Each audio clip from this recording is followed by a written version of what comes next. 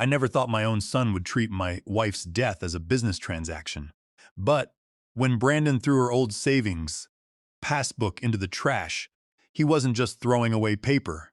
He was discarding the key to a $3,000 secret. I'm sorry I couldn't tell you sooner. Those were the last words my wife, Caroline, whispered to me before she passed. They weren't "I love you" or "take care of yourself." Just an apology that made no sense then. I stood beside her casket now, 3 months after she had slipped away in her sleep at 58, and those words still haunted me. The chapel smelled of lilies and furniture polish. I was 60, and the woman I had spent 36 years with was gone, leaving a silence heavier than the mountain air of Colorado. "Dad, you need to sit down," Brandon said, his hand on my shoulder. My oldest son, 34, looked immaculate in a tailored dark suit. He was a partner at a real estate brokerage, a man who measured his worth by the price of his clothes and the model of his car. His hair was perfectly styled, his expression a carefully practiced mask of grief. Across the room stood Audrey, my 28-year-old daughter. She looked small in a simple black dress, her hair in a plain ponytail. Her eyes were red, puffy from crying, and she kept her distance, clutching her purse. Unlike Brandon, who had spent the last 2 hours shaking hands and networking at the service, Audrey had barely spoken to anyone.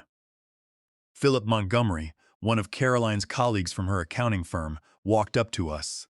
Caroline had been a CPA for 30 years, a woman of meticulous detail. "Matthew," Philip said, shaking my hand, "I am so sorry. Caroline was an extraordinary woman." He pulled a sealed manila envelope from his pocket. "She asked me to give this to you, only after the memorial service concluded." I took the envelope. My name was written in Caroline's elegant script on the front. "What is that?" Brandon asked, his eyes locking onto it. "I don't know," I replied. "She told me," Philip whispered, leaning closer, "to tell you one thing: trust no one but yourself." He gave me a final, meaningful look, handed me his card, and walked away into the crowd. I tore open the envelope. Inside was a small note and a piece of tissue paper wrapping a hard, rectangular object. I unwrapped a worn Heritage Community Bank savings passbook. I opened it to see Caroline's name, her account number, and the opening date, March 15, 1988. "Let me see that," Brandon said, plucking the passbook from my fingers. He flipped through the pages with a grin. "Dad, this is ancient. Heritage stopped issuing these decades ago. Mom never had real money. She drove a cheap car and bought clothes on sale. This account is empty." He tossed it back onto the table. "Don't get your hopes up, Dad. It's just trash. Mom probably forgot she even had this." I didn't answer. I unfolded the note. In Caroline's neat handwriting, it read, "Matthew, if you're reading this, I'm gone. I'm sorry I couldn't explain while I was alive. I was protecting you. Go to Heritage Community Bank downtown. Ask for Howard Albright. Trust no one else. I love you." "What does it say?" Brandon asked, his voice suddenly sharp. "Nothing," I lied, slipping the note in the passbook into my jacket pocket. "Just some personal words." 2 hours later, my house in Denver was full of neighbors bringing casseroles and sympathy. I stood in the kitchen, staring out the window. "Dad, let me clean up," Brandon said, clearing the counter. He stopped when he saw the envelope near the microwave, pulling out the passbook. "Seriously, you don't need these old reminders cluttering the house. It's just going to depress you." Before I could say a word, he dropped the passbook into the trash can under the sink, pushing it down. "Out of sight, out of mind, Dad, trust me." He smiled and walked out to the back porch. Through the kitchen window, I saw him walk down to the driveway where his wife, Chloe, was waiting. Chloe was 32, sharp and calculating. Brandon leaned close, his voice low. "Did you get it?" Chloe asked, her eyes darting toward the house. "It's done," Brandon replied, a smug smile on his face. "It's in the garbage. The old man doesn't suspect a thing." "Good," Chloe said, patting his chest. "We need to make sure he doesn't go digging. Once we get the probate started, we can clean out the rest." They walked toward the street together, and I stood there on my own kitchen floor, my blood running cold. Inside the kitchen, the door opened and Audrey walked in. She went to the sink to wash a glass, then stopped. She looked down at the trash can, then looked up at me. Our eyes met. She looked terrified, her face pale. Without saying a word, she turned and hurried out of the room. I couldn't sleep that night. Every time I closed my eyes, I saw Brandon's smug face and Chloe's cold smile. The old man doesn't suspect a thing. At 4:30 a.m., I went downstairs to the kitchen. My hands shook as I pulled out the trash bag, tearing it open to sort through the garbage. Finally, my fingers brushed against the worn cardboard cover. I pulled the passbook out. It was smudged with coffee, but it was intact. I wiped it clean and sat down at the table under the stove light. The passbook was open March 15, 1988, 2 years after we married. Brandon was a baby, and Audrey wasn't born yet. I turned pages of monthly deposits. $5,100. $200 spanning 37 years.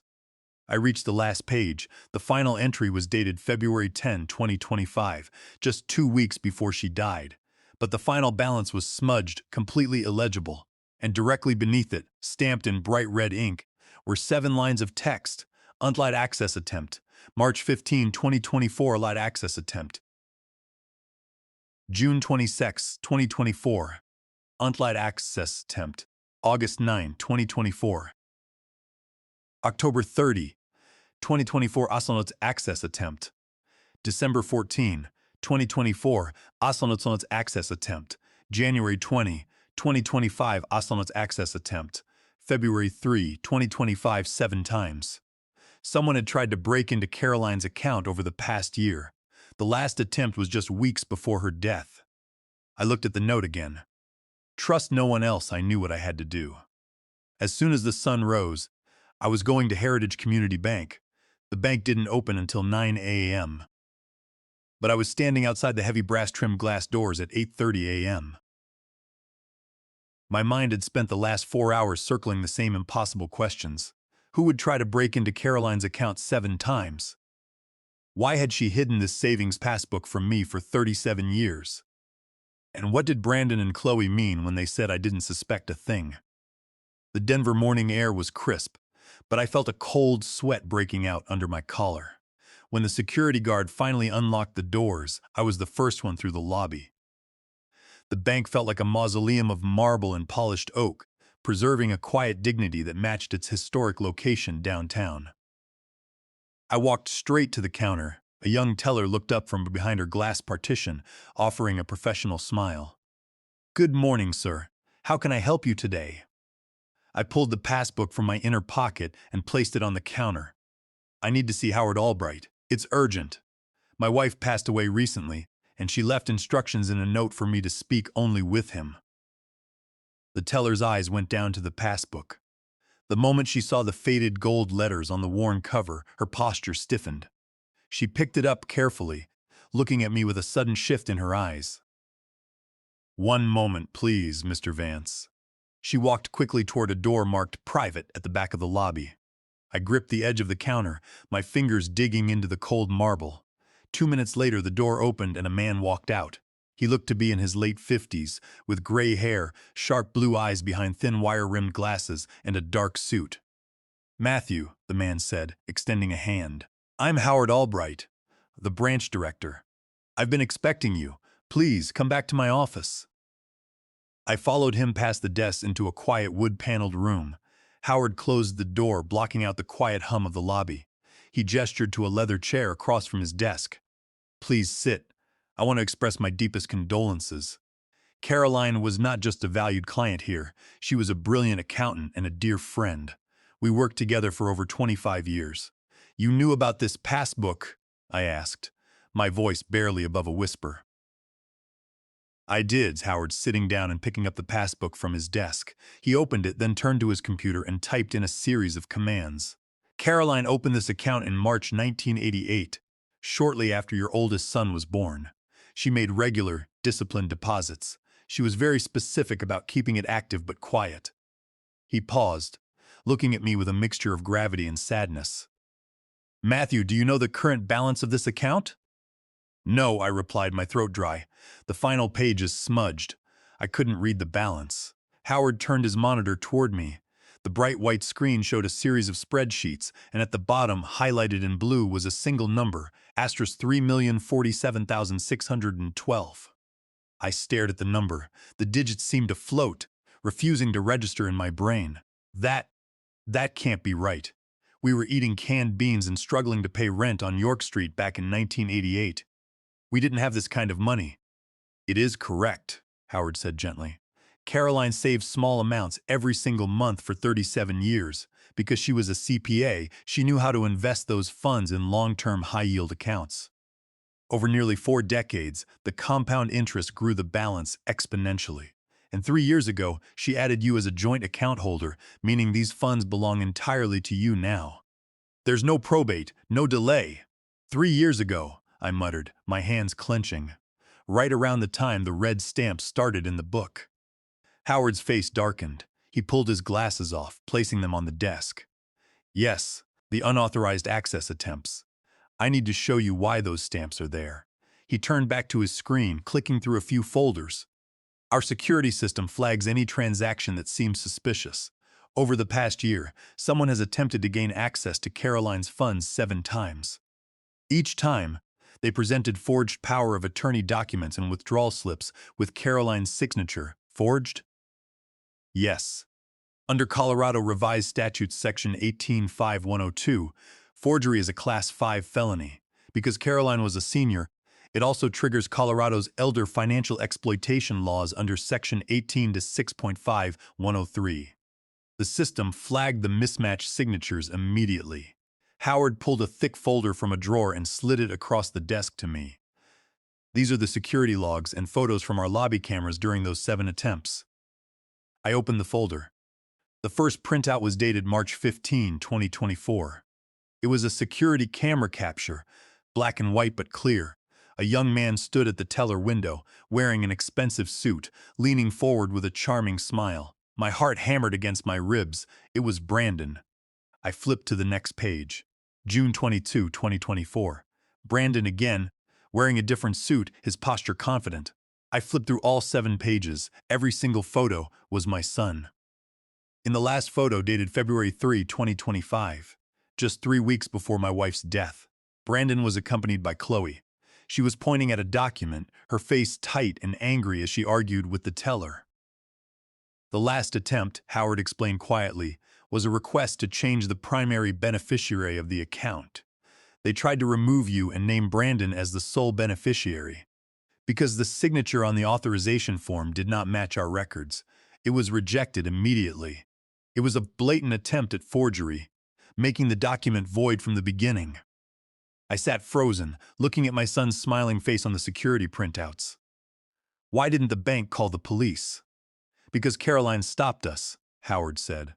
Every time an unauthorized attempt was made, our fraud department contacted Caroline directly. She refused to press charges. She told me she wanted to handle it herself. She said, Howard, if we arrest him now, his lawyers will claim it was a misunderstanding. I need time. I need to gather absolute proof of what they're doing so they can never wriggle out of it. Howard reached into the drawer again, pulling out a small brass key. She left this key with me. It's for a safe deposit box in our vault. She told me that the moment you came in with that passbook, I was to give it to you. She said the answers you need are in that box. I took the key. It felt heavy, cold, and terrifying. Howard Albright led me down a spiral staircase into the basement of the bank, where the heavy steel vault door stood open. The air down here was cool, dry, and silent, smelling of aged paper and metal. A bank custodian verified my signature against Caroline's records, then led me to a private room. It was a small, windowless space containing only a mahogany table and 2 chairs. A moment later, the custodian brought in a long, gray metal box and placed it on the table. I will leave you now, Mr. Vance, the custodian said, bowing slightly. Take as much time as you need. The heavy steel door clicked shut, leaving me in absolute silence. I sat down, my hands shaking as I reached for the brass key Howard had given me. I slid it into the lock of the metal box and turned it. It opened with a soft click. Inside lay 5 identical, leather-bound notebooks. They were numbered 1 through 5, starting from March 2020. Beneath them was a stack of paper bank receipts and a larger white envelope. I picked up the first notebook. I opened the cover. In Caroline's neat, structured handwriting, the first entry read, March 14, 2020. I discovered something today that has shattered my world. I found a withdrawal slip in the kitchen recycling bin. It was for $10,000 from our joint checking account. My name was signed, but the signature was not mine. It was a forgery. When I checked our accounts, I found 3 more withdrawals over the past month, totaling $35,000. I cannot tell Matthew yet. He would never believe his golden child is a thief. Brandon has always been his pride. So I will document everything here. A cold chill settled deep in my chest. 5 years. Caroline had been watching our family fall apart for 5 years, and she had carried that burden entirely alone. I set the first notebook down and picked up the white envelope. Inside were bank receipts, dating back years. I went through them one by one. They were loan agreements and receipts for personal checks I had written to Brandon. Over 5 years, he had come to me with various emergencies, a bad business deal, tax problems, medical bills for Chloe. Each time, I had written him a check, believing I was helping my son get through a temporary rough patch. According to Caroline's spreadsheet in the envelope, the total I had given him was $250,000. Not a single dollar had ever been repaid, but it was the next document in the envelope that made my breath catch. It was a loan payoff receipt from First Mountain Credit Union, dated October 12, 2024. The loan was in Audrey's name for $80,000, and the payoff had been made anonymously by Caroline Vance. I stared at the receipt. Audrey had been in $80,000 of debt? Why hadn't she told me? And why had Caroline paid it off without saying a word to either of us? I picked up the third notebook, dated from 2022 to 2023. I flipped through the pages until I found an entry dated August 12, 2022. Brandon came over today while Matthew was at work, Caroline wrote. He sat in the kitchen and told me that Matthew had been complaining about me. He said Matthew told him he felt suffocated by my nagging, that he was tired of my quietness, and that he was thinking about a separation. It felt like a knife to my heart. I wanted to confront Matthew when he got home, but Brandon begged me not to. He said, "Mom, Dad is stressed. If you bring this up, he will only get defensive and run away. Just give him space." So I stayed quiet. I stayed cold. I read the page twice, my eyes blurring with tears. I remembered that summer. Caroline had suddenly stopped talking to me. She barely looked me in the eye. I had been so confused, so hurt. And then Brandon had come to me in the garage. He had told me, "Dad, Mom is really distant lately. She told me she feels like you don't care about her anymore, that you're always working, and she's sick of you. Just let her be." For 2 years, my son had stood between us. He had fed us manufactured lies, creating a wall of hurt and pride that kept us from talking. He had deliberately isolated us from each other.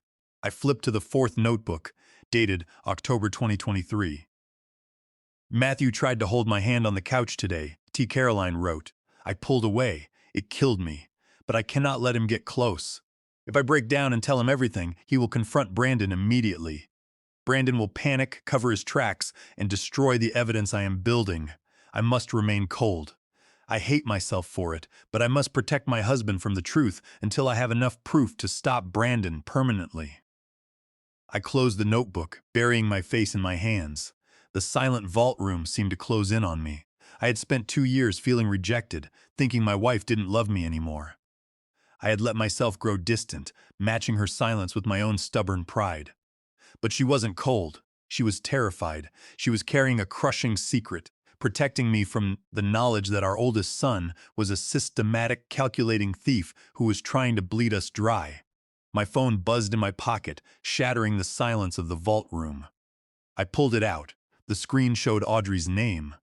I answered, my voice hoarse. "Audrey? Dad?" Audrey's voice was shaking. I could hear the sound of traffic in the background. "Dad, where are you? Are you okay?" "I'm downtown, Audrey," I said, trying to control my breathing. "I'm at the bank." There was a long silence on the other end. "At Heritage?" "Yes." I heard her take a shaky breath, and then she began to cry. "Dad, I need to tell you something. I should have told you at the funeral, but I was so scared. It's about Brandon, and it's about Chloe."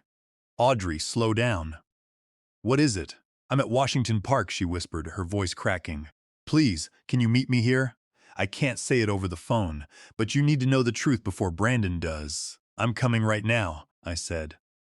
"Don't move. I'll be there in 15 minutes. I hung up, looking down at the metal box, the journals, and the passbook.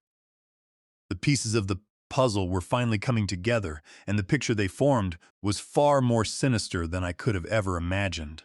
By the time I reached Washington Park, the late morning sun was reflecting off the calm water of the lake, but the scenic beauty did nothing to warm the chill in my bones. I walked down the gravel path and spotted Audrey sitting on a wooden bench near the water's edge. She was huddled in a simple knitted cardigan, her arms wrapped tightly around her chest, looking incredibly small. As I sat down beside her, she looked up, her face pale, tear stains dry on her cheeks. "Thank you for coming, Dad," she whispered, staring out at the ducks swimming on the lake. "Audrey, what is going on?" I asked, placing a hand over hers. Her skin felt like ice. "You mentioned Brandon and Chloe. What did they do?" She took a shaky breath, her eyes filling with fresh tears. 3 years ago, Brandon called me. He said he wanted to take me out to lunch, just the two of us. I was so happy, Dad. We hadn't spent time together like that in years. But when I got to the restaurant, Chloe was with him. They said they had an incredible opportunity for me. "An opportunity?" "Yes," Audrey said, her voice trembling. "Chloe showed me these projection charts for a new real estate development in Colorado Springs. She claimed Brandon had already put in $50,000 and that you and Mom were planning to invest too. She promised me that if I put in $80,000, they would double my money within 2 years. She made it sound so safe, so professional. I trusted her. She's family. But you didn't have $80,000, Audrey. You were just starting your graphic design business." I told them that. Audrey sobbed, burying face in her hands. But Chloe said it didn't matter. She had a contact at First Mountain Credit Union. She said she could help me secure a personal signature loan at 12% interest. She promised the returns from the real estate investment would cover the monthly interest payments and pay off the principal within 18 months. I was young, Dad. I was naive, and I wanted to prove to you that I could be successful like Brandon. I felt a sickening lump form in my throat. "And you signed the papers?" "Yes," she whispered. "I took out the $80,000 loan and transferred the funds directly to an account Chloe provided. For the first 6 months, she sent me monthly emails with photos of construction sites and spreadsheets showing progress. But then the updates stopped. I tried calling her, texting her. She blocked my number. When I confronted Brandon, he told me that the market had taken a turn, that Chloe's partners had pulled out, and that the money was gone. He said there was nothing they could do. And the loan? The loan payments were $5,800 a month," Audrey said, her voice breaking completely. "I couldn't afford it. I had to sell my car, move into a tiny basement apartment, and work 80 hours a week doing freelance design. There were months I couldn't even afford groceries. I was drowning, Dad. I felt like such a failure. I was too ashamed to tell you or Mom." I sat in stunned silence as the memory of that terrible family dinner 3 years ago flashed before my eyes. Audrey had sat at our dining table, picking at her food, before finally summoning the courage to ask Brandon about the money. I remembered my own voice, sharp and dismissive, telling Audrey she was being selfish, demanding she stop ambushing her brother, who was going through a hard time. I had literally written Brandon a check for $30,000 that night in the driveway while my daughter was drowning in debt because of his wife's scam. "I'm so sorry, Audrey," I choked out, tears finally spilling over my eyelids. "I failed you. I didn't listen to you. I took his side because I was blind." "You didn't know, Dad," Audrey said, reaching over to squeeze my hand. "But there's something else. 8 months ago, I got a call from the credit union. They told me my loan had been paid off in full. They said the payoff was anonymous. I thought maybe Brandon had finally felt guilty, or the investment had paid out. I didn't understand. I reached into my inner jacket pocket, pulled out the loan payoff receipt I had taken from Caroline's safe deposit box, and handed it to her. Audrey read the document, her fingers shaking so hard the paper rattled. Her eyes locked onto the name at the bottom. "Caroline Vance." "Mom paid it," she whispered, fresh tears streaming down her face. "She saved me, but how did she know?" "She was watching, Audrey," I said, my voice thick with grief. "She was watching everything. She knew Brandon and Chloe were stealing from us, and she was quietly building a case to stop them. She paid off your debt to protect you, but she couldn't tell us the truth because she knew I wouldn't believe her. And she was right. I wouldn't have. Mom was carrying all of this, Audrey cried, clutching the receipt to her chest. While she was sick, while she was dying, yes, I said, my chest tightening with a dangerous mix of sorrow and rage. And yesterday, Brandon threw her passbook in the trash because he wanted to hide the evidence of his forgery. He and Chloe tried to access Caroline's savings 7 times over the past year. They were waiting for her to die so they could steal the $3,000 Zewong she saved. Audrey looked at me, her eyes wide with terror. We are going to finish what your mother started, I said, standing up and pulling her to her feet. We are going to the police, right now. We have the files, the photos, and the journals. They won't get away with this. I held my daughter close as we walked back to my car, the cold autumn wind blowing through the park. But inside me, a hot fire of anger had already replaced my grief. The battle had just begun. As we sat in my car, Audrey pulled out her laptop from her backpack. Dad, before we go to the police, there is something else you need to see. I spent every spare hour trying to find out where my money went and who my sister-in-law really is. She typed Chloe Hastings into the search bar. Instantly, a series of local news articles and court records populated the screen. Her maiden name was Jenkins, but she went by Chloe Hastings. Look at this. She clicked on a news article from the Miami Herald, dated August 2012. The headline read, "Local woman arrested in elderly fraud ring." The grainy mugshot on the screen was unmistakably Chloe. Her dark hair was styled differently, and she looked younger, but the cold, calculating eyes were identical. Chloe was arrested in Florida in 2012. Audrey read aloud, her voice trembling but determined. She was part of a scheme that targeted elderly retirees. She posed as a home care assistant, gained their trust, and then used forged power of attorney documents to drain their bank accounts. She stole over $400,000 from 3 victims. She targeted Harvey Collier, 79, a retired civil servant, Victor Sinclair, 82, a widowed teacher, and Walter Aldridge, 85, a retired engineer. She pleaded guilty to felony grand theft and elder exploitation. She served 18 months in a Florida state prison. My blood ran cold. My son had married a convicted felon, a professional predator who specialized in stealing from the elderly. And that's not all, Audrey continued, clicking another link from an Arizona newspaper dated November 2016. She moved to Arizona after she was released. She did the exact same thing under a different alias, Chloe Miller. She targeted a wealthy widower, Milton Aldridge, in a retirement community. She got romantically involved with him, convinced him to sign over his power of attorney, and drained $600,000. She was caught, pleaded guilty again, and served 2 years in Arizona.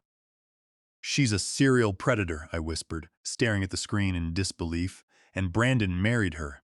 I remembered when Brandon first introduced Chloe to us 4 years ago. He was so proud, boasting about her wealthy background and her successful career in real estate development. She was sophisticated, wearing designer clothes, and speaking with absolute confidence. I had welcomed her into our family with open arms, and Caroline had sat there quietly, watching her with a professional skepticism that I had dismissed as coldness. Caroline, with her decades of accounting experience, had immediately noticed inconsistencies in Chloe's stories about her developments and financial assets. Caroline sat at the end of the dining table during those Thanksgiving dinners, her sharp accountant's eyes tracking every move Chloe made. Caroline had worked with people of all stripes, and she knew when someone's posture was too polished, when their stories about luxury real estate in Aspen had no foundation in reality. Later that evening, she had pulled me aside, telling me she felt Chloe was bad news, but I had brushed it off, saying she was just being overprotective of Brandon. In Caroline's second journal, she wrote about her initial suspicions. Chloe Hastings is a fraud. I ran a background check on the companies she claims to own. They are all shell corporations registered in Delaware. She is asking Brandon detailed questions about our estate planning and Matthew's retirement accounts. I must find out who she really is before she drains us. I went to the county courthouse records and downloaded the case files. Dad, Audrey said, showing me scanned documents of forged check signatures. Look at the handwriting. The way she forged Brand's signature on the paperwork she used to con me is identical to the forgery patterns she used in Florida and Arizona. She is a professional con artist. I don't think Brandon just married her, Dad, Audrey said, looking at me with deep sorrow. I think Chloe targeted Brandon. She saw a successful young real estate broker from a wealthy family, got close to him, and used him to gain access to our family's assets. She knew Brandon was greedy and insecure, and she manipulated him into helping her. He was her perfect proxy, and Brandon went along with it, I said. My heart breaking for my son, even as my anger grew. He forged his own mother's signature. He lied to me. He stole from his own sister. I flipped to the back of the stack of emails Caroline saved. The very last page was an email printout, dated February 24th, 2025. It was sent at 6 p.m., just hours after my wife's body had been carried out of our home. The sender was Chloe's private email address and the recipient was Brandon. The subject line was blank. The email read, "The old lady's gone now. We just need to get rid of the passbook and the old man won't know anything. Stick to the plan. Make sure he doesn't go to Heritage." My hands shook so violently the paper rattled. My wife had died in her sleep that morning of what the doctor called a heart attack, and by that evening my daughter-in-law was emailing my son, plotting to hide the savings passbook and keep me in the dark. Stick to the plan. Make sure he doesn't go to Heritage. This wasn't just a series of desperate thefts. This was a long-term, calculated conspiracy. They had been waiting for Caroline to die so they could clean out her Heritage account, and the moment she passed, their first thought was to cover their tracks. "They're not going to get away with this," I said, my voice hardening into steel. As I steered my car down University Boulevard, I looked at the manila envelope on the passenger seat.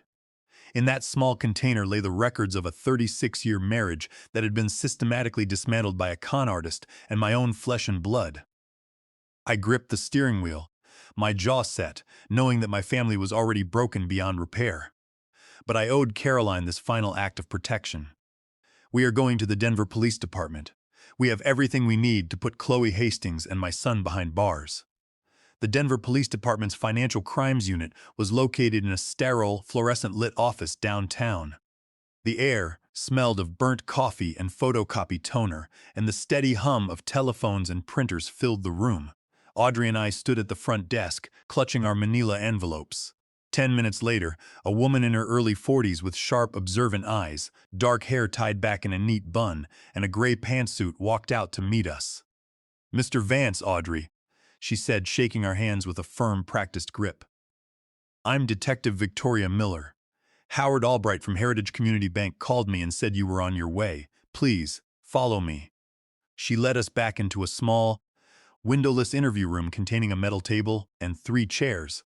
I sat down and placed the thick stack of Caroline's folders and journals on the metal surface. "Detective," I began, my voice steady despite the hammer of my pulse. "My wife, Caroline Vance, passed away 3 months ago. She was a CPA for over 30 years. After her death, I discovered she had spent the last 5 years quietly documenting a systematic scheme of forgery and theft targeting our family's assets. And she did it because the people stealing from her were our oldest son, Brandon, and his wife, Chloe." Detective Miller's eyebrows rose slightly. She sat down, pulling a notepad toward her. "Howard Albright mentioned there were multiple unauthorized access attempts on a joint account. What exactly do you have here?" I pushed the Heritage Community Bank passbook and the folder of security printouts toward her. "Over the past year, Brandon made 7 attempts to withdraw funds and change the account beneficiary using forged signatures and power of attorney documents. Howard provided these lobby camera captures. You can see Brandon in every single one of them. In the final attempt on February 3rd, 2025, he is accompanied by his wife, Chloe." Detective Miller picked up the bank photos, studying Brandon's face and Chloe's aggressive stance. "The signatures on the power of attorney forms, were they analyzed?" "Heritage Fraud Department flagged them as forged immediately," I explained. "And in Colorado, under CRS 18-5102, forgery of financial instruments is a felony. Because Caroline was over 60, this is also a clear case of elder financial exploitation under CRS 18 to 6.5103. Yes, Detective Miller agreed, her pen scratching against her pad. The state takes senior exploitation very seriously. But why didn't your wife report this when it happened? Because she was protecting me, I said, my voice cracking slightly. I was blind, Detective. I loved my son and believed every word he said. Caroline knew that if she confronted him without ironclad proof, Brandon and Chloe would simply hire a lawyer, claim it was a family misunderstanding, and cover their tracks. So she decided to build a case that could never be dismantled. I pushed the 5 leather-bound journals toward her. These are her daily journals from March 2020 until the week she died. She recorded every forged check, every dollar Brandon took from our joint accounts, and every lie he fed us to keep us separated and confused. Detective Miller opened the first journal. She began reading, her face hardening as she turned the pages. She read silently for several minutes, the only sound in the room being the rustle of paper. "This is extraordinary," Miller muttered, looking up at us. "Your wife didn't just write down her feelings. She recorded dates, specific transaction numbers, bank account routes, and transcripts of phone conversations. As a CPA, her documentation is incredibly structured. It's better than most police reports." "There is more, Detective," Audrey said, opening her laptop and turning the screen toward Miller. "Chloe Vance, Brandon's wife, is not who she claims to be. Her maiden name is Jenkins, but she has a criminal record under the name Chloe Hastings. She is a convicted felon with 2 prior sentences for elder financial fraud in Florida and Arizona." Miller pulled the laptop closer, scanning the news articles and court records. "She served 18 months in Florida and 2 years in Arizona? For elder exploitation and wire fraud?" "Yes," Audrey said. "She used the exact same modus operandi. She gets romantically involved with a family member or poses as a caretaker, gains access to their financial records, and uses forged signatures to drain their life savings. 3 years ago, she and Brandon conned me into taking an $80,000 loan for a fake real estate investment in Colorado Springs. The signatures she forged on my loan documents match the forgery patterns from her past cases in Miami and Phoenix." Detective Miller stared at the screen, her jaw tightening. "This is not a simple family dispute, Mr. Vance. This is a pattern of organized interstate financial crime. If Chloe Hastings is operating here in Colorado while on probation, or if she has targeted other seniors, this becomes a major criminal investigation." She picked up the printed email dated February 24, 2025, the day Caroline died. She read Chloe's words. "The old lady's gone now. We just need to get rid of the passbook and the old man won't know anything. Stick to the plan." Miller's eyes went cold. "Mr. Vance, I need to ask you a very difficult question. Your wife died of a heart attack. Was there an autopsy performed?" "No," I replied, my throat tightening. "The doctor said it was natural causes. She had been under immense stress." "I am going to request the medical examiner's file," Detective Miller said, making a heavy note on her pad. "When we see a suspicious death followed by an email about covering up crimes and getting rid of evidence on the very same day, we cannot assume anything. I will also contact the FBI. Because of Chloe Hastings' prior convictions in Florida and Arizona, this crosses state lines. We are looking at multiple counts of forgery, grand theft, identity theft, and conspiracy." She stood up, closing her notepad. "I am going to open a formal investigation immediately. I will secure the original bank records from Heritage, and I want you to go home, lock your doors, and do not tell Brandon or Chloe that you have been here. We will move fast, Mr. Vance. I will have an arrest warrant ready by tomorrow." "I understand," I said. As Audrey and I walked out of the station into the Denver afternoon, I looked up at the gray sky. The law was finally turning its wheels, and my son and his wife had no idea what was coming. The next morning, the roar of a high-performance engine broke the quiet of my street. I looked out the living room window to see Brandon's polished black Mercedes SUV pulling into my driveway. He parked at a slight angle, a display of ownership and impatience. Chloe climbed out of the passenger side, wearing oversized designer sunglasses and a beige trench coat, her heels clicking sharply against the concrete. My heart did a slow, heavy roll in my chest. Howard Albright's warning and Detective Miller's instructions echoed in my mind. Do not tell Brandon or Chloe that you have been here. Act normal. Dad, Brandon said as I opened the front door. He walked right past me into the foyer, not waiting to be invited. He brought with him the scent of expensive cologne and cold leather. How are you holding up? You didn't answer my text last night. I was tired, Brandon, I said, closing the door. I went to bed early. Chloe slipped her sunglasses off, letting them hang from the collar of her shirt. She looked around the living room, her eyes scanning the tables, the desk in the corner, and the bookshelf. It was a quick, practiced sweep, the gaze of a surveyor evaluating a property. Matthew, she said, her voice dripping with artificial sweetness as she stepped forward to hug me. We've been so worried about you. This house is so big and quiet now. It must be so lonely. I'm adjusting, I replied, keeping my arms at my sides. Brandon sat down on the leather armchair, placing a thick leather folder on the coffee table. He unzipped it, revealing a stack of legal documents. Dad, we need to talk about Mom's estate. I know it's only been 3 months, but the legal deadlines in Colorado don't wait for grief.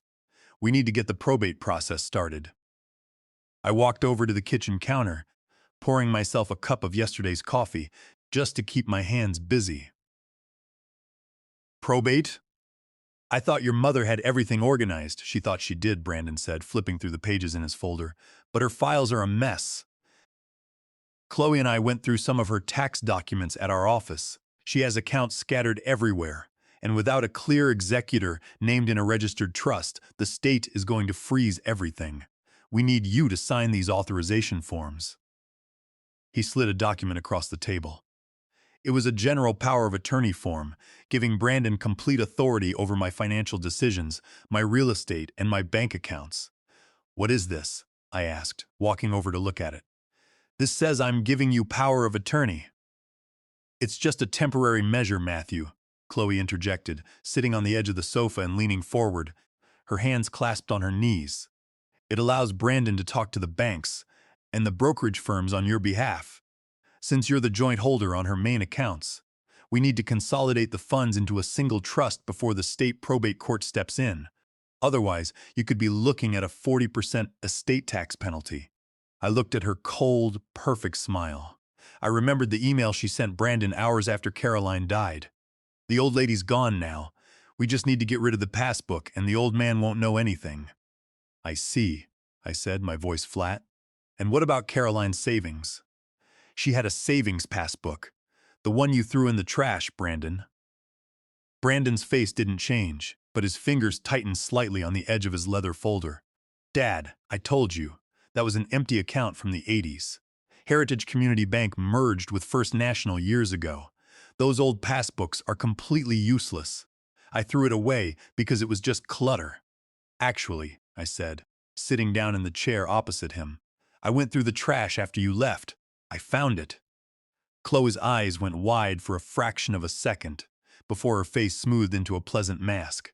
She shot Brandon a quick, sharp look. Brandon cleared his throat, his smile returning. You dug it out of the garbage? Brandon laughed, though the sound was hollow. Dad, you're getting obsessive. It's just a piece of cardboard. Where is it now? Let me take it to my broker. I can verify if there's any residual value, though I doubt it. I don't know, I lied, looking him straight in the eyes. I put it on the kitchen counter, but I must have misplaced it. I can't find it today. Chloe stood up, her movements smooth. Oh, Matthew, let me help you look for it. We don't want you losing important memories. I'll check the kitchen drawers. She didn't wait for my permission.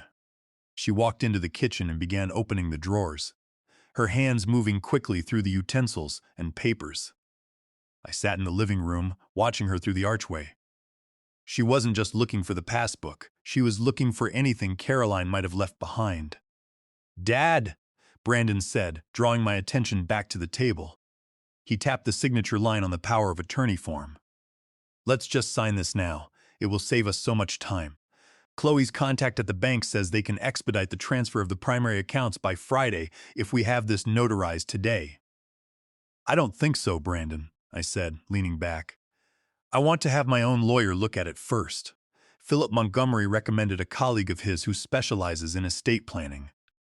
Brandon's smile finally vanished, his eyes narrowed, and a flush of red crept up his neck. Philip Montgomery? Dad, he's an outsider. He doesn't care about this family. He just wants to drag this out so he can bill you for hours of legal work. I'm your son. I'm doing this for free to protect you. I'm sure you are, I said quietly. Just then, the front door clicked open. Audrey walked in carrying a folder of her own. She stopped when she saw Brandon and Chloe. Her face tightened, her posture immediately defensive. "What are you guys doing here?" Audrey asked, her voice cold.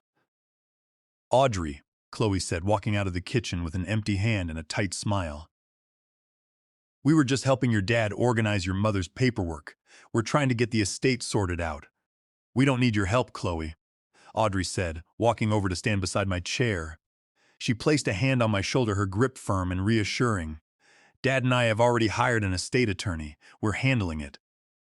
Brandon stood up, his jaw clenched. He zipped his leather folder with a sharp, angry pull. "Fine. If you want to waste money on lawyers and let the state take half of Mom's savings, that's your choice. But don't come crying to me when your accounts are frozen." He looked at me, his eyes cold and distant. "I thought you trusted me, Dad." "I trust the truth, Brandon," I said. Brandon didn't answer. He turned and walked out of the house, Chloe following close behind him. The front door slammed shut, and a moment later, the Mercedes roared down the street. Audrey let out a long, shaky breath, sinking onto the sofa. "They're getting desperate, Dad." "Yes," I said, pulling the savings passbook from my pocket and placing it on the table. "They know the clock is ticking." 2 hours after Brandon and Chloe left, a quiet, unmarked sedan pulled up in front of my house. Detective Victoria Miller walked up the path, dressed in a dark winter coat. Her expression was neutral, but her eyes were alert.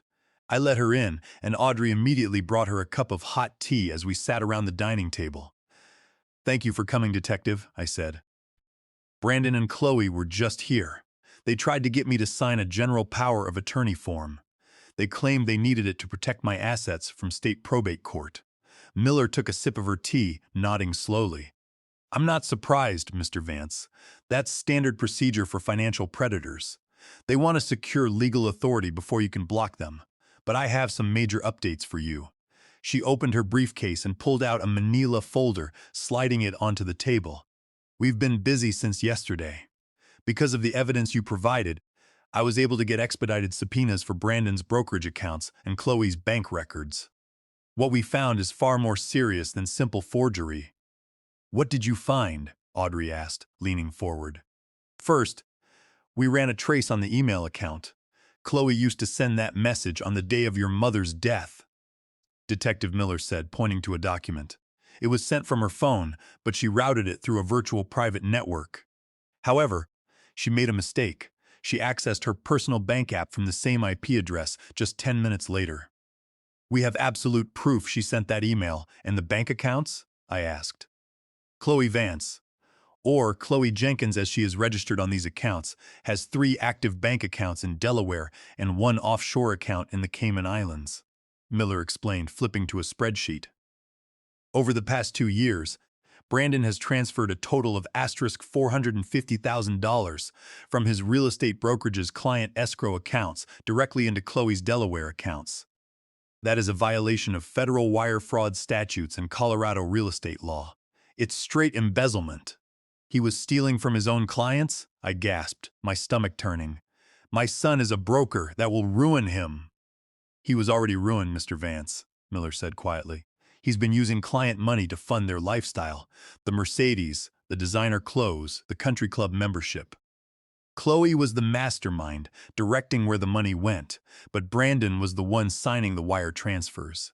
He's looking at 20 years in federal prison for the embezzlement alone." Audrey shook her head, her face pale. "And the Heritage account? The $3 million? "That was their exit strategy," Miller said. "They knew the brokerage audits were coming up next month. If they could get their hands on your wife's $3 million, they could pay back the escrow accounts before anyone noticed, cover their tracks, and escape with the rest. That's why they tried to access the account 7 times. And that's why they were so desperate for you to sign that power of attorney today." She paused, looking at me with a gravity that made the room feel suddenly cold. But there's something else. We pulled the medical examiner's file on your wife. My breath caught in my throat. And? Your wife's cardiologist, Dr. Lawrence Sinclair, Miller said, had seen her just 2 weeks before she died. His report notes that her cardiovascular system was remarkably strong for her age. She had mild high blood pressure for which she was taking a daily low-dose prescription of digitalis. She had recently refilled her prescription, but when the police officers went to your house to assist the paramedics on the morning of her death, they noted that her prescription bottle was empty. She had refilled a 30-day supply just 4 days prior. Digitalis? Audrey whispered, her eyes wide. That's a heart medication. But in high doses, digitalis causes digitalis toxicity, which leads to fatal cardiac arrest, Detective Miller said, her voice dropping. And it leaves very little trace unless the toxicologist specifically assesses for it. Because she had a history of mild hypertension, the responding physician assumed it was a natural heart attack. But given the empty bottle, the email sent that evening about getting rid of the passbook, and the 7 attempts to steal her savings, the district attorney has authorized a forensic review of the medical examiner's tissue samples. The room spun. I reached out, gripping the edge of the dark mahogany table to keep myself steady. Audrey stood behind me, placing both her hands on my shoulders, her own fingers trembling. My wife, my beautiful, brilliant Caroline, who had spent her life organizing numbers and keeping our family safe.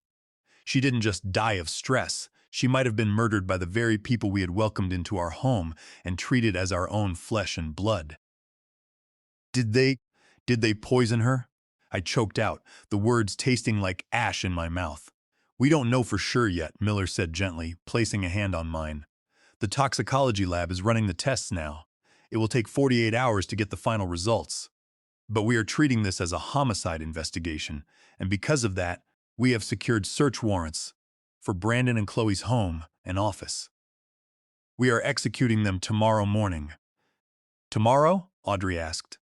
Are you going to arrest them? We are going to search their premises first, Miller said. We want to find the signature forging kit Audrey mentioned and any physical bank documents they might have hidden. If we find digitalis or any evidence of the poison, we will arrest them immediately on murder charges. If not, we will arrest them on the forgery and embezzlement charges. She stood up, closing her folder. Mr. Vance, I need you to stay strong. Tomorrow is going to be a very difficult day. I will have a surveillance team parked down the street to monitor your house, just in case Brandon tries to return. Do not contact him. Do not answer his calls. I won't, I said, my voice barely a whisper. After Detective Miller left, Audrey and I sat in the quiet living room. The Denver afternoon turned into night, and the shadows grew long across the floor. I looked at the framed photo of Caroline on the mantel. She was smiling, her eyes bright with life. I'm sorry I couldn't tell you sooner, Tish, she had whispered. She had been trying to warn me, not just about the money, but about the danger we were in. And now, the truth was finally coming out, and the cost was going to be higher than I ever could have imagined. The following morning was the longest of my life. I sat at the dining table, staring at my cold cup of coffee, unable to eat or focus. Audrey sat opposite me, her eyes bloodshot, her fingers nervously scrolling through her phone, waiting for any news. The surveillance car Detective Miller had promised was parked 2 houses down, a silver sedan sitting quietly under the Denver maples. At exactly 10:30 a.m., my phone rang. The caller ID showed Detective Miller's office. I pressed answer, placing it on speaker. Matthew, Detective Miller's voice was crisp, but I could hear the background noise of sirens and chatter. We've executed the search warrants at both locations. We have them in custody. I let out a breath I didn't realize I was holding. Both of them? Yes, Miller said. We arrested Brandon at his real estate brokerage office on Colorado Boulevard. He was in the middle of a sales meeting with his partners when we walked in with the warrants. It was public. He went into shock, then tried to claim there was a mistake, but we let him out in handcuffs in front of his entire staff. While we were there, the audit team from the State Real Estate Commission was already waiting to seize his company computers and freeze their financial files. He had created fake real estate transactions for properties that didn't exist, using them to draw client deposit money while Chloe set up the escrow transfer paperwork. I closed my eyes, a wave of grief hitting me. Brandon was my son. No matter what he had done, seeing his life fall apart in such a humiliating way was a bitter pill to swallow. And Chloe? We arrested Chloe at their house in Cherry Creek, Miller continued. She was in their bedroom, packing a designer suitcase with cash, jewelry, and their passports. She had already booked a one-way flight to Cancun for this afternoon. She saw the squad cars pull up and tried to slip out the back door, but we had the perimeter covered. She didn't say a word when we read her rights. She was completely cold. The Cherry Creek house was a symbol of their fraud. It was a massive brick house with a manicured lawn, and inside it was filled with luxury items, designer handbags, expensive art, and high-end electronics. When our team executed the warrant, Chloe didn't panic. She just stood there, her eyes ice cold, watchfully observing the officers as they placed her wrists in steel handcuffs. "Did you find the evidence?" Audrey asked, leaning closer to the phone. "We found everything, Audrey," Miller said, and I could hear the satisfaction in her voice. "We searched Chloe's home office. Inside a false drawer bottom in her desk, we found a high-quality light table, tracing paper, and dozens of sheets where she had practiced forging your signature, Brandon's signature, and your mother's signature. We also found several pre-signed withdrawal slips for Heritage Community Bank, ready to be filled out." "A signature forging kit," Audrey whispered. "Exactly, and we found a set of keys to a private storage facility in Aurora," Detective Miller said. "A team is searching it now. They've already recovered folders containing the original client escrow accounts and the forged deeds Brandon used to transfer titles of 2 properties to Chloe's shell corporations. But the most critical piece of evidence was found in Chloe's handbag." My throat went dry. "The digitalis?" "Yes," Miller said, her voice turning solemn. "We found a small amber glass vial containing concentrated digitalis powder. There was no pharmacy label on it. Our field tests confirm it is a highly concentrated form of the chemical, the kind used in research labs, not the standard prescription tablets your wife was taking." We also found a burner phone in her purse. We've already recovered text messages between her and a chemical supplier from a dark web forum discussing the dosage required to induce cardiac arrest without showing up on standard screen tests. A suffocating silence filled my dining room. I looked at Audrey, whose face had gone completely white.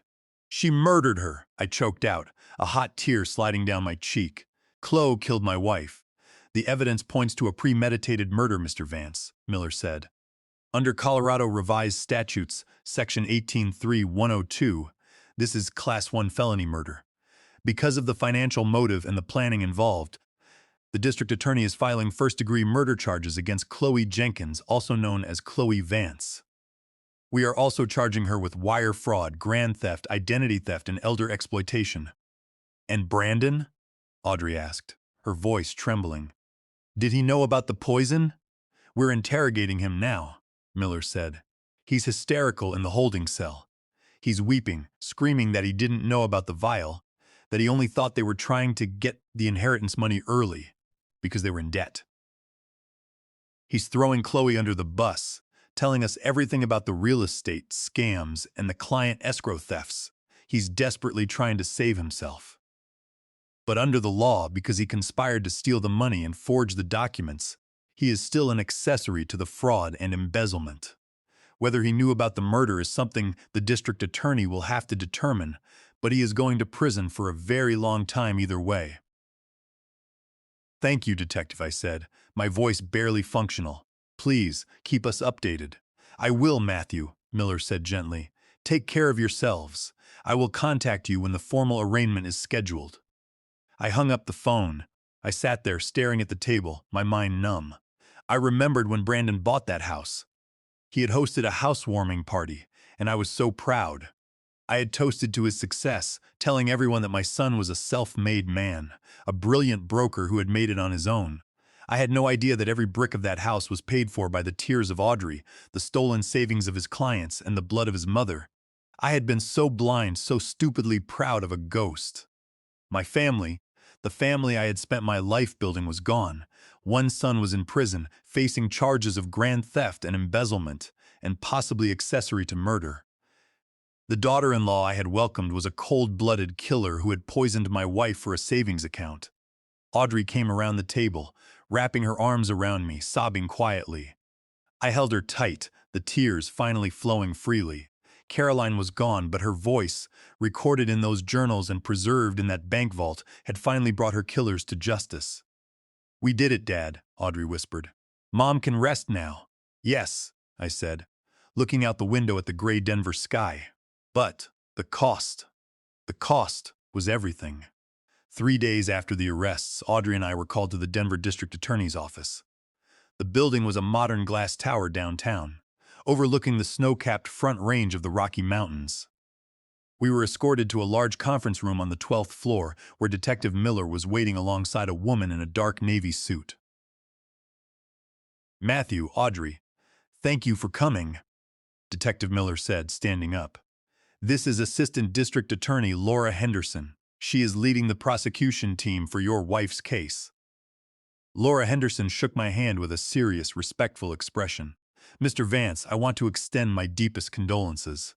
I've read Caroline's journals and the files she left behind. As a prosecutor, I have rarely seen a case built so meticulously by a civilian. Your wife was an incredibly brave and intelligent woman. Without her journals and the bank documents she saved, it would have been nearly impossible to prove what happened to her." "Thank you," I said, sitting down at the conference table. "Please, tell us what is happening with the charges." Ada Henderson opened a thick blue folder. "We held the arraignment hearing yesterday afternoon.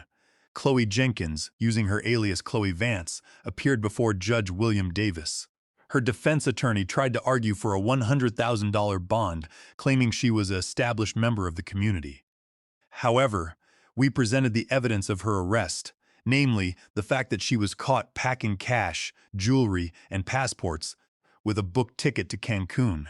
Combined with her 2 prior convictions for elder exploitation in Florida and Arizona, we argued she was an extreme flight risk and a danger to the community.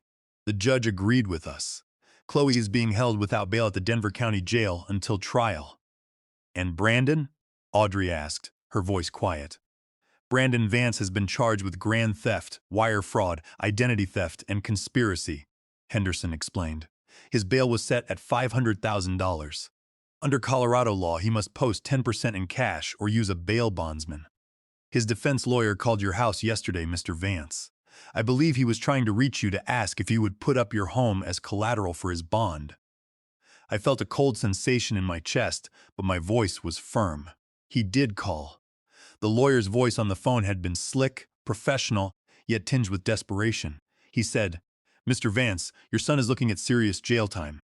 If you put up your Denver home as collateral, we can secure his release on bond so he can prepare his defense from home." I sat in the kitchen, looking at the empty chair where Caroline used to sit. The memories of Brandon's childhood flooded my mind. The boy I had taught to fish. The boy I had coached in baseball. But then I looked at the bank security photo of my son trying to steal his mother's money while she lay dying in her bed. I told the lawyer. "He made his choice, counselor. Let him stay there. I will not pay a single dollar to get him out." Audrey looked at me, her eyes filled with a mixture of sadness and relief. She squeezed my hand. "That was the right decision, Mr. Vance," Detective Miller said.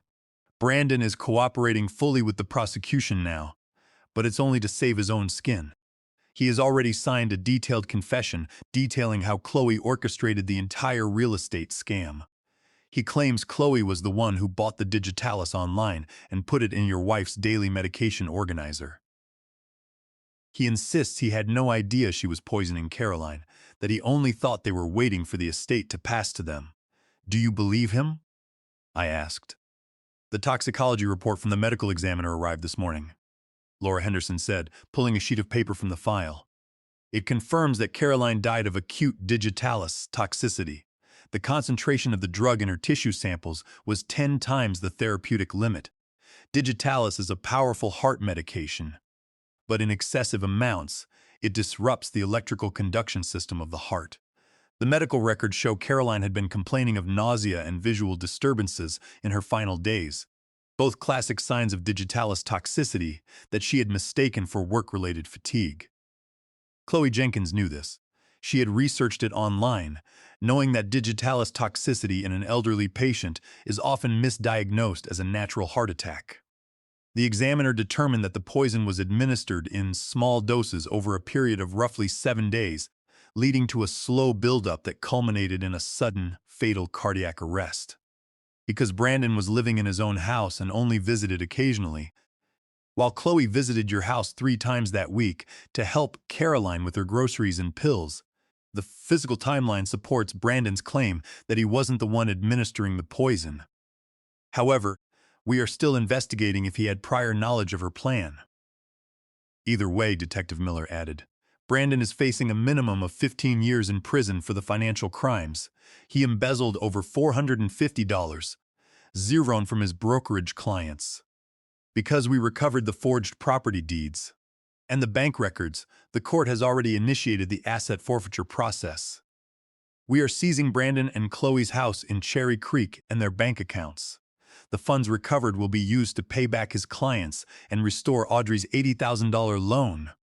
What about the Heritage account? I asked, looking at the faded passbook on the table. The $3,047, 6 and 12 in the Heritage Community Bank savings account is entirely yours, Matthew, Ada Henderson said, closing her folder. Because Caroline added you as a joint holder 3 years ago, those funds bypass probate entirely. They cannot be touched by Brandon's creditors or Chloe's defense lawyers. Your wife saved that money to secure your future, and she successfully protected it until the end. I stared at the passbook, my eyes stinging. $3 million. It was a fortune, but I would have given every single penny of it to have Caroline sitting next to me today. Yes, I said, patting her hand. Let's go home. The 3 weeks leading up to the trial were a blur of meetings, deposition prep, and sleepless nights.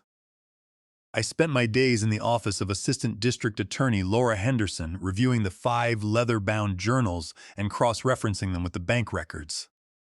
Audrey was always beside me, her presence a quiet anchor in the storm. The reality of what was about to happen, standing in a federal courtroom to testify against my own son, felt like a mountain pressing down on my chest. One afternoon, a week before the trial was scheduled to begin, my phone rang. It was Brandon's defense attorney, Julian Barlow. Mr. Vance, Barlow said, his voice smooth and professional. I'm calling to see if we can reach a resolution before we select a jury. My client is willing to plead guilty to the embezzlement and wire fraud charges in exchange for a recommended sentence of 8 years, with eligibility for parole after 4. I gripped the phone, my knuckles white. And the murder charge? The conspiracy to poison his own mother? Chloe Jenkins is the one who purchased the digitalis, Mr. Vance, Barlow argued, his tone turning persuasive. The evidence shows she was the sole administrator of the drug. Brandon was completely in the dark. He's willing to testify against her. He wants to help you get justice for your wife. But he needs to know his father isn't trying to send him to prison for life. He want to help me? I asked, my voice rising in anger. He stole from his sister. He forged Caroline's name 7 times while she was dying of heart failure. He stood in my garage and fed me lies to keep me from talking to my wife. He made his choice, Mr. Barlow. He can explain his help to a jury. Mr. Vance, if this goes to trial, we will have to challenge the credibility of your wife's journals. Barlow warned, his voice turning cold. She was under immense stress, suffering from undiagnosed digitalis toxicity, which causes confusion and paranoia. We will argue that her notes were the product of a deteriorating mind. You will have to listen to us dismantle her reputation in public. Think about how that will feel. Challenge her all you want, I said, my jaw clenching. Caroline was a CPA for 30 years. Her mind was sharper than yours will ever be. We will see you in court. I hung up, my heart hammering. Audrey looked at me from the sofa, her face filled with concern. What did he say, Dad? He wanted a deal, I said, walking to the window. And he threatened to call your mother paranoid in front of the jury. Audrey stood up, walking over to place a hand on my arm. Let them try. We have the bank camera photos. We have the fake escrow transfers. We have the dark web messages from Chloe's burner phone. They can't hide from the numbers, Dad. Numbers don't get paranoid. I know, I said, looking out at the gray Denver sky, but it doesn't make it any easier. The next day, Detective Miller called us to the station for a final briefing. The Financial Crimes Unit was quiet. The officers focused on their screens. Miller led us to a conference room and laid out several spreadsheet sheets. We've completed the tracing of the embezzled funds, Miller explained, pointing to a diagram. Brandon's real estate brokerage was auditing his transactions, and we found he had set up 3 dummy escrow accounts for properties that didn't exist. He would convince clients to put down deposits, then Chloe would immediately wire the money to her offshore accounts. They were using it to pay off the mortgage on their Cherry Creek home and their credit cards. We've secured a federal forfeiture order, Miller said. The Cayman authorities have frozen the account, which contains *180,000. The bank records show that Chloe had already prepared a transfer authorization to move that money to a bank in Cancun, Mexico. If we hadn't arrested her that morning, she would have been gone and the money would have disappeared. She was ready to run, Audrey said. Yes, she was going to leave Brandon behind to face the music, Miller agreed. We found a text message on her burner phone to an associate in Phoenix, dated the day before Caroline's death. It read, "The deal is done. The old lady is out of the picture. Once the joint account is consolidated, I'm heading south. He can stay and handle the lawyers." I closed my eyes, a wave of nausea hitting me. My son had married a monster, and he had been too greedy, too weak to see that he was just a tool in her scheme. "We also have the list of the other victims," Miller said, sliding a sheet of paper to me. "Martha Kelly, 78, George Bennett, 83, and Hazel Higgins, 80. They have all agreed to testify. They want to see Chloe and Brandon held accountable for what they did." "I want to meet them," I said, looking at the names. "Before the trial starts, I want them to know they are not alone." "I can arrange that, Matthew," Miller said. Later that afternoon, she led us into a small room at the police department. 3 elderly people sat together. Martha Kelly was small, her hands trembling as she clutched a coffee cup. George Bennett was a tall, thin veteran wearing a cap. Hazel Higgins, Caroline's neighbor, had tears in her eyes. Martha spoke first. "Matthew, we trusted Brandon and Chloe. They came to my home, drank tea, and promised me they would help me invest my savings. I gave them $15,000. When the money disappeared, I couldn't afford my medications for 6 months." George nodded, his voice cracking. "I saved my money teaching for 40 years, Matthew. They stole $22,000 from me. They looked me in the eye and lied.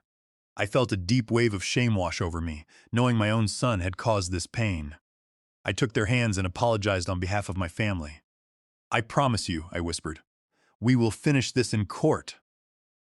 As we left the station, I felt a strange sense of resolve. The trial was no longer just about protecting Caroline's savings or finding out what happened to her. It was about standing up for everyone Brandon and Chloe had hurt: my daughter, his clients, and the elderly neighbors they had targeted. The battle was coming, and I was finally ready to fight. The federal courtroom of the Denver District Court smelled of floor polish, old leather, and a heavy, suffocating silence. It was a massive room with high, dark oak paneling and heavy brass fixtures, preserving a quiet authority that felt entirely detached from the raw pain of the people inside. I sat in the second row of the gallery, my hand clasped tightly in Audrey's. Behind us sat Martha Kelly, George Bennett, and Hazel Higgins. The 3 elderly victims sat close together, their faces pale but determined.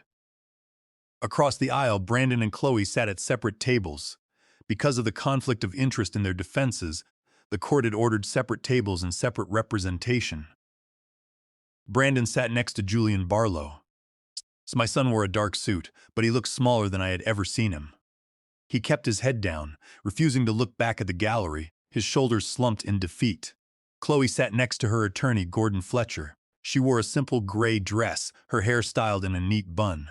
Unlike Brandon, she sat perfectly upright, her chin high, her expression completely empty. Her cold, dark eyes scanned the room, landing on me for a long moment before moving to the jury box.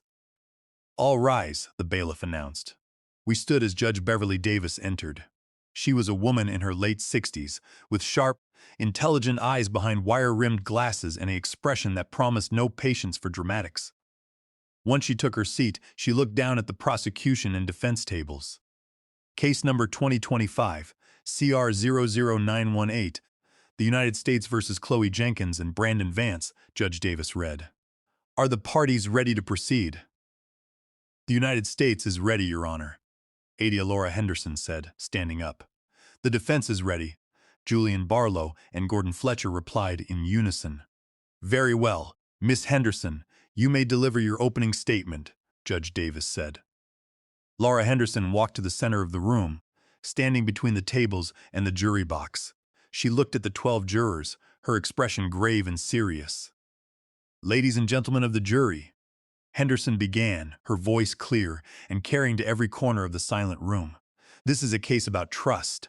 It is about the sacred bonds of family and how those bonds were systematically dismantled by greed, manipulation, and ultimately, murder. A soft murmur went through the gallery.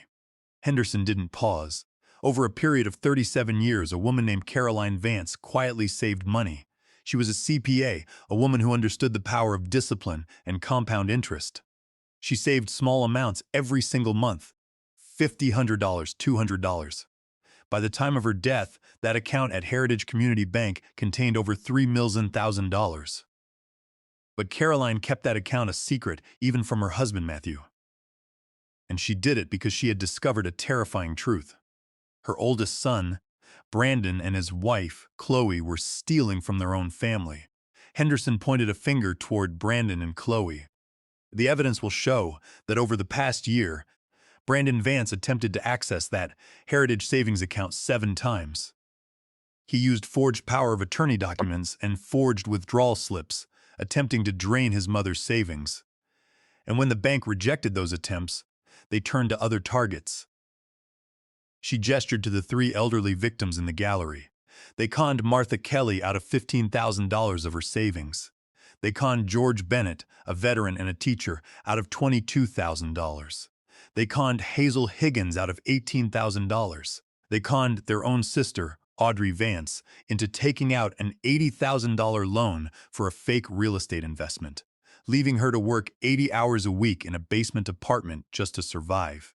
They did this because they were drowning in debt, using embezzled escrow funds from Brandon's real estate clients to fund their luxury lifestyle in Cherry Creek. Henderson's voice dropped, turning cold. But their greed did not stop at financial ruin. When they realized Caroline's Heritage account was joint with her husband Matthew, they knew they could only access the funds once Caroline was gone. The medical examiner's toxicology report will show that Caroline Vance did not die of a natural heart attack. She was poisoned. She was slowly administered concentrated digitalis powder over a period of 7 days, leading to a fatal buildup that stopped her heart. Chloe Jenkins purchased that poison on the dark web, and she administered it under the guise of helping Caroline with her daily medications. And on the very evening of Caroline's death, Chloe sent Brandon an email that read, "The old lady's gone now. We just need to get rid of the passbook, and the old man won't know anything. Stick to the plan." Henderson looked at the jury. "We are charging Chloe Jenkins with first-degree murder, wire fraud, grand theft, and elder exploitation.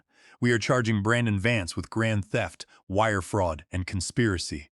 The evidence we will present, the journals, the bank photos, the chemical test results, and the confessions, will prove their guilt beyond any reasonable doubt."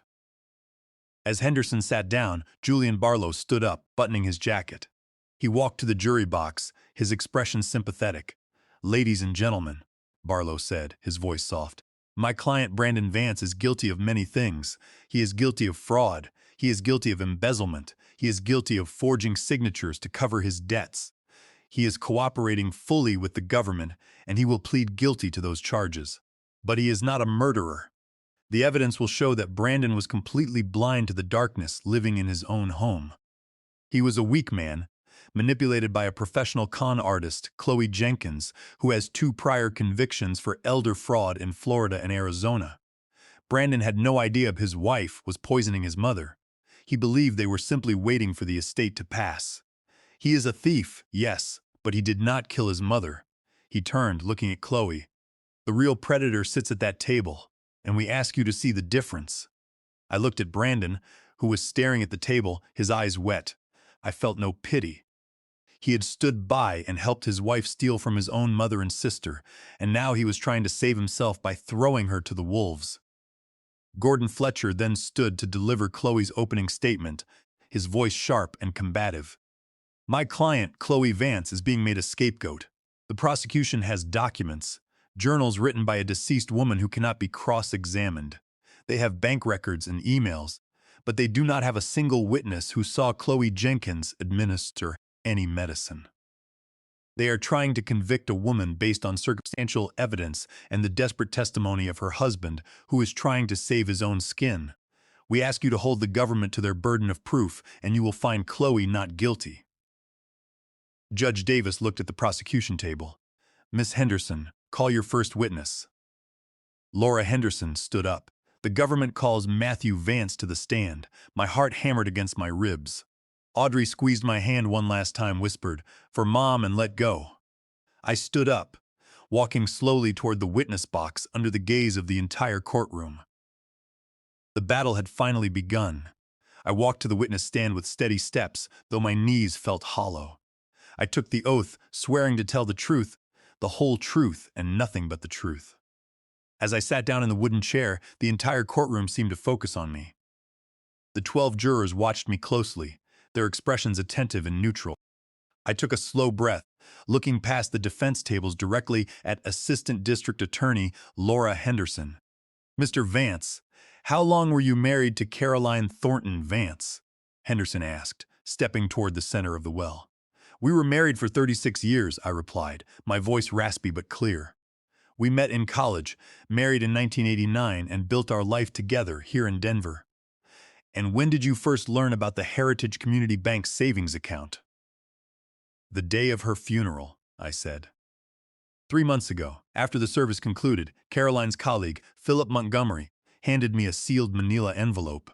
Inside was a worn savings passbook and a handwritten note from Caroline.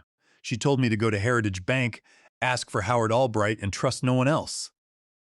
What did you do with the passbook that day? I didn't have time to do anything, I explained, looking toward Brandon. He finally looked up, his eyes bloodshot, his face pleading. I hardened my heart and continued.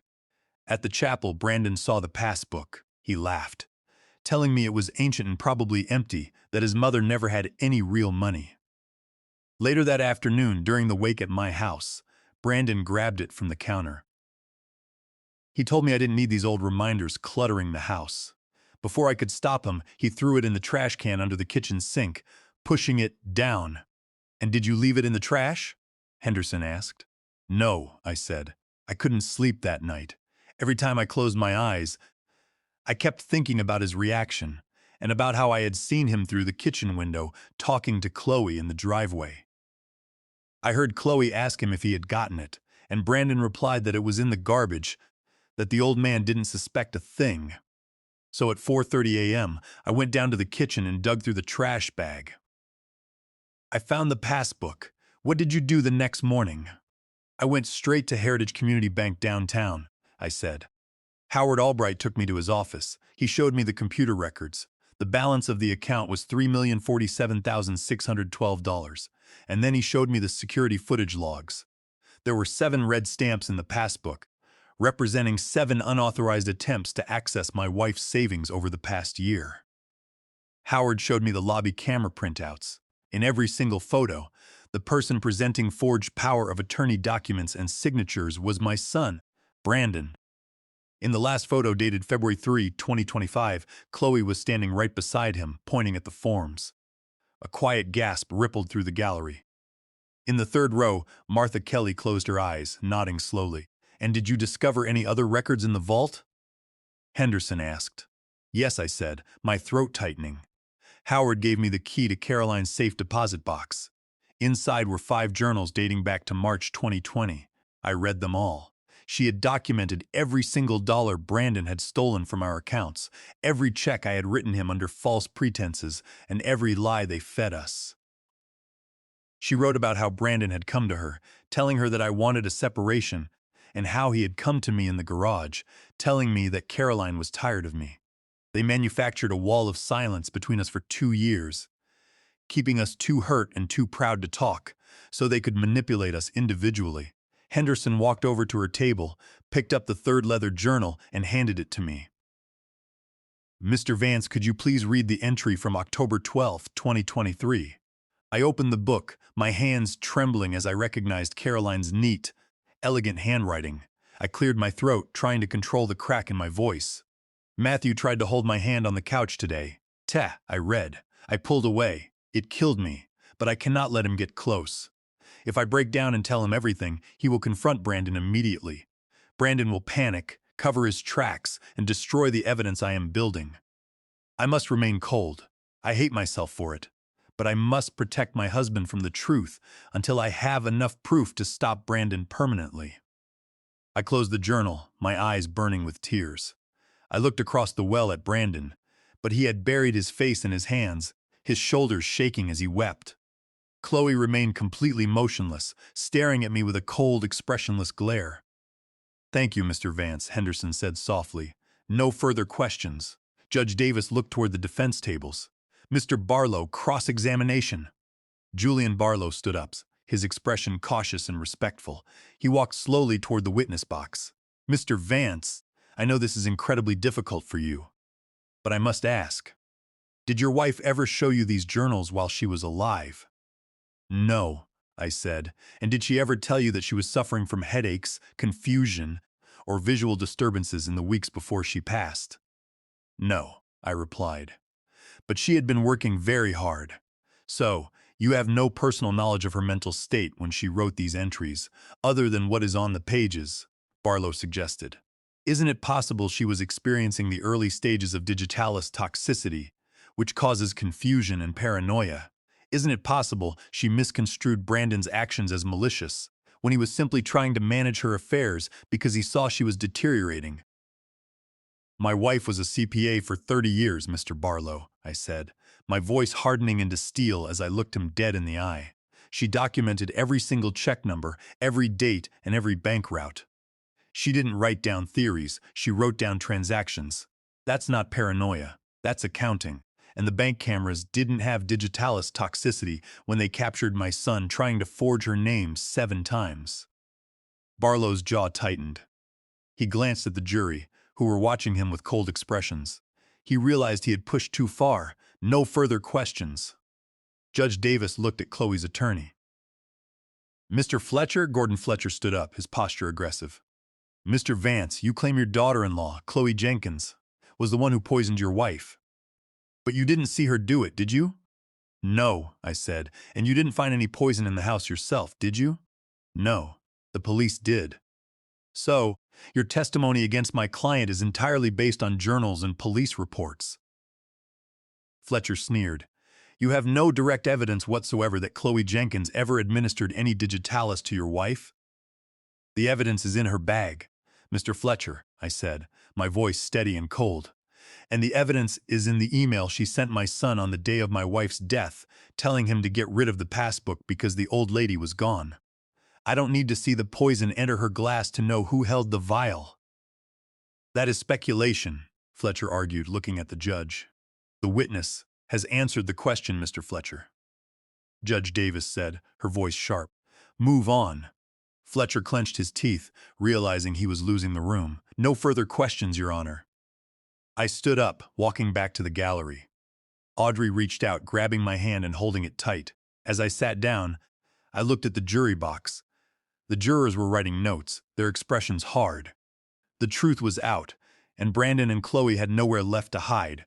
On the second day of the trial, the prosecution shifted focus to the other victims of the conspiracy. The atmosphere in the courtroom had changed. The quiet curiosity of the first day was replaced by a tense, heavy expectation. I sat next to Audrey, my eyes moving from the jury to the defense tables. Chloe sat as still as a statue. While Brandon kept his eyes locked on his folded hands, Laura Henderson stood up. "The government calls Martha Kelly to the stand." Martha Kelly, 78, walked to the stand with slow, deliberate steps. She wore a simple knitted cardigan, her silver hair styled neatly. She had to be helped into the witness box by the bailiff. After she was sworn in, Laura Henderson walked to the center of the well, her voice gentle. "Mrs. Kelly, Could you please tell the jury how you first met Chloe Jenkins, who now goes by Chloe Vance? She came to my house as a senior services care coordinator, Martha said, her voice small but steady. I had just lost my husband, and she was assigned to help me organize my medical appointments and groceries. She was so kind, dear. She would drink tea with me, listen to my stories, and look at photos of my grandchildren.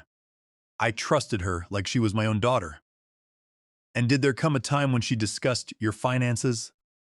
Yes, Martha said, her fingers clenching her tissues. She told me she had an investment opportunity, a real estate project that was guaranteed by her husband Brandon's brokerage firm. She said it would allow me to leave a nice inheritance for my grandkids. I gave her $15,000. It was every dollar I had saved in my life. And what happened after you gave her the money? She stopped answering my calls, Martha whispered, a tear escaping her eye. The senior care nonprofit told me she had resigned. The investment was a lie.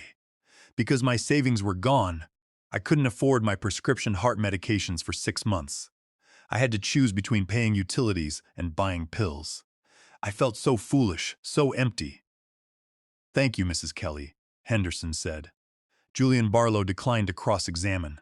Gordon Fletcher asked a single, dismissive question about whether she had signed the papers voluntarily, to which Martha replied, I signed them because she looked me in the eye and swore on her mother's grave it was safe. Fletcher quickly sat down, sensing the jury's anger. Next, George Bennett took the stand. At 83, the retired teacher and veteran stood straight, wearing his service cap. He swore his oath with a loud, clear voice. Mr. Bennett, what was your interaction with the defendants?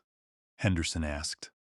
Chloe Jenkins approached me at the Veterans of Foreign Wars post in Aurora, George testified, his voice booming.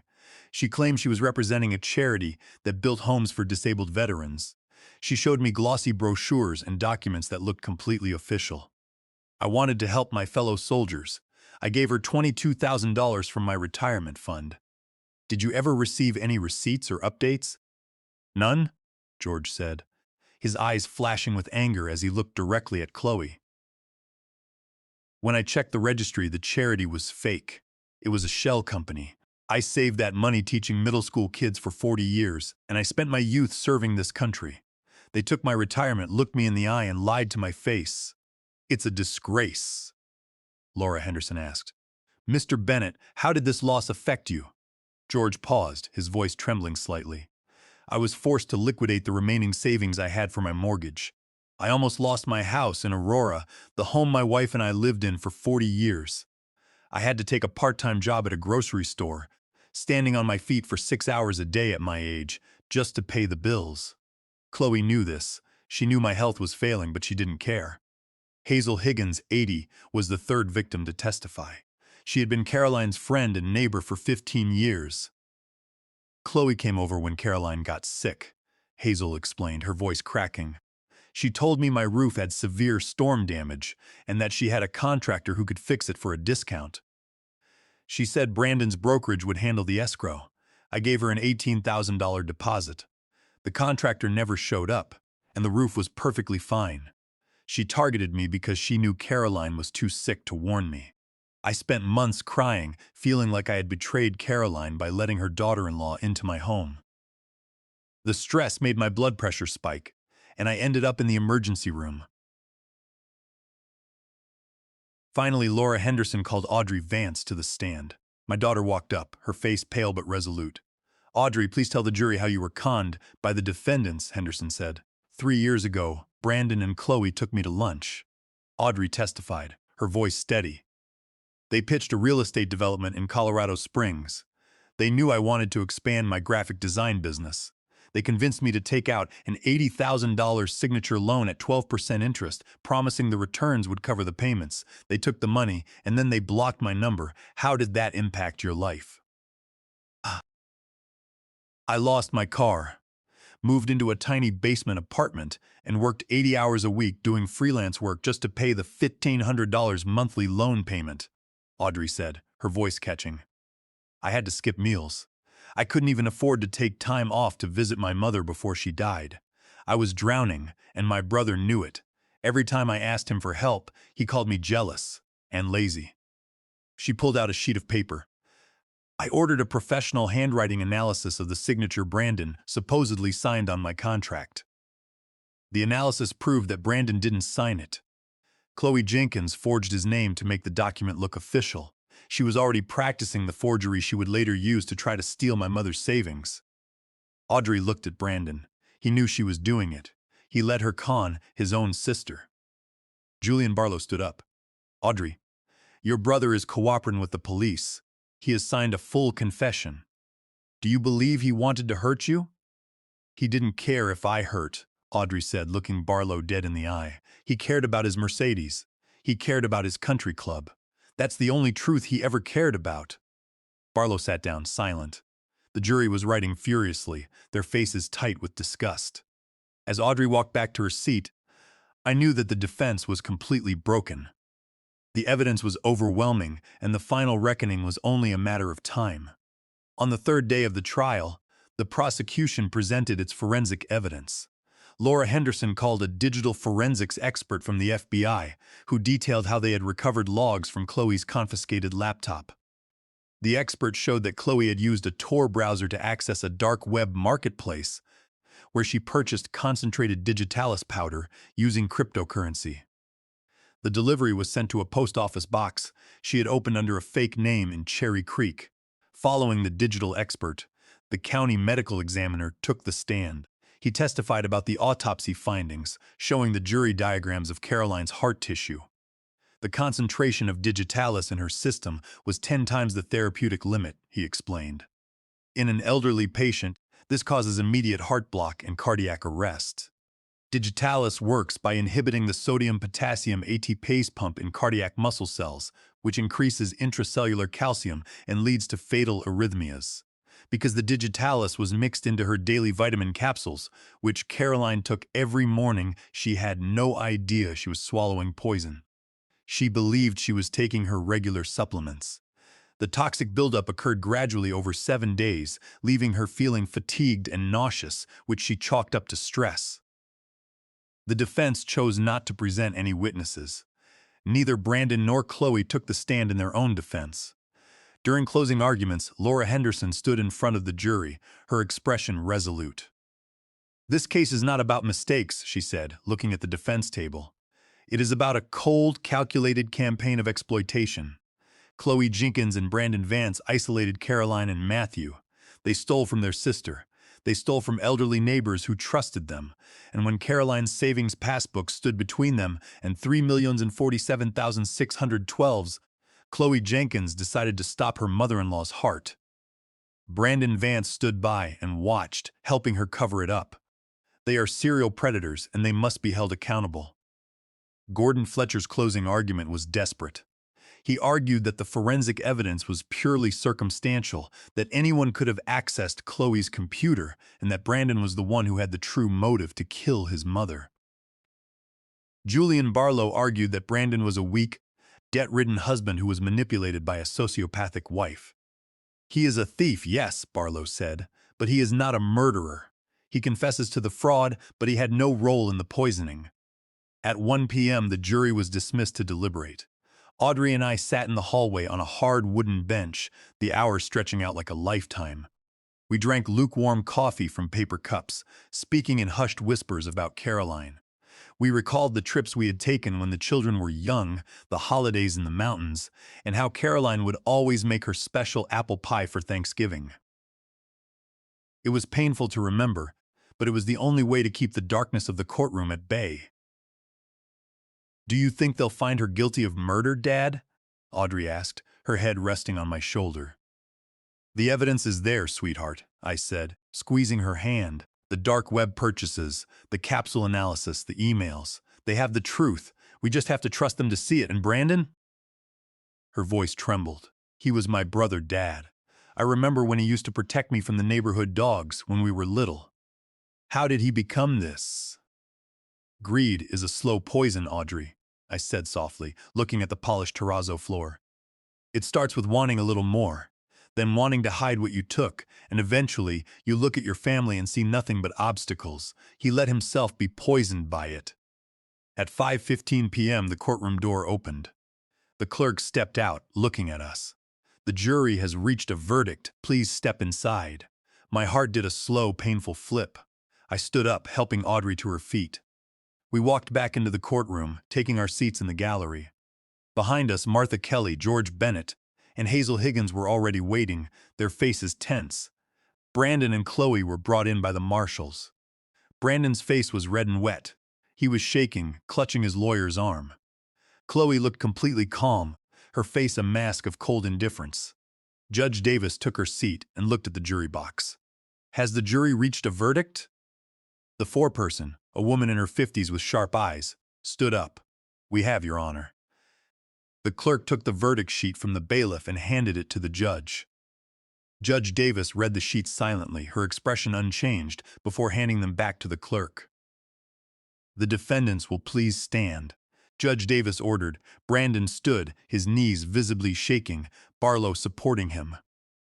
Chloe stood straight, her hands clasped in front of her. "On the charge of first-degree murder, how do you find the defendant, Chloe Jenkins?" The clerk read. "Guilty," the foreperson announced. A soft, collective exhale went through the gallery. Audrey let out a quiet sob, burying her face in my shoulder. "On the charge of conspiracy to commit murder, how do you find the defendant, Brandon Vance?" "Guilty," the foreperson said. Brandon let out a loud, choking sob, collapsing back into his chair, his head hitting the table as he wept. Chloe did not move. Her face remained completely blank, a mask of chilling indifference, but her jaw clenched slightly and her fingers dug into the edge of the mahogany table as she stared at the jury that had just sealed her fate. She knew there was no escaping the prison walls now. The clerk read through the remaining charges: wire fraud, grand theft, identity theft, and elder exploitation. For both Brandon and Chloe, the verdict on every single count was the same: guilty. "The jury is dismissed with the thanks of the court," Judge Davis said, her voice echoing in the silent room. "The defendants are remanded to custody. Sentencing will be held in 4 weeks."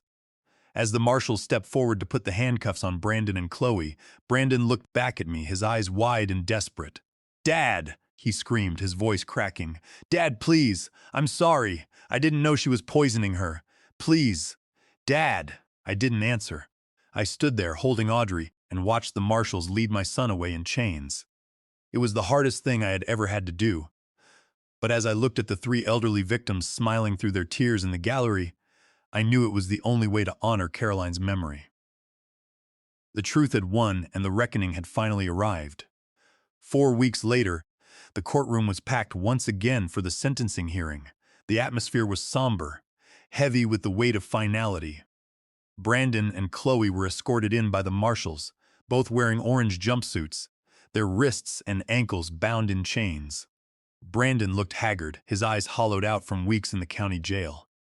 Chloe's posture was still rigid, but the defiance in her eyes had been replaced by a quiet, calculating dread. Judge Beverly Davis sat at the bench, looking down at the paperwork in front of her. "Before I pronounce sentence, the court will hear victim impact statements," she announced, her voice echoing in the silent room. First, Martha Kelly. Martha Kelly was helped to the podium by Audrey. She clutched the microphone, her voice trembling but clear. "Chloe Jenkins stood in my kitchen and swore she would protect me," Martha said. "Instead, she took my life savings and left me to choose between heat and my heart medicine. She didn't just steal my money, she stole my safety. I spent months in fear, wondering if I would survive.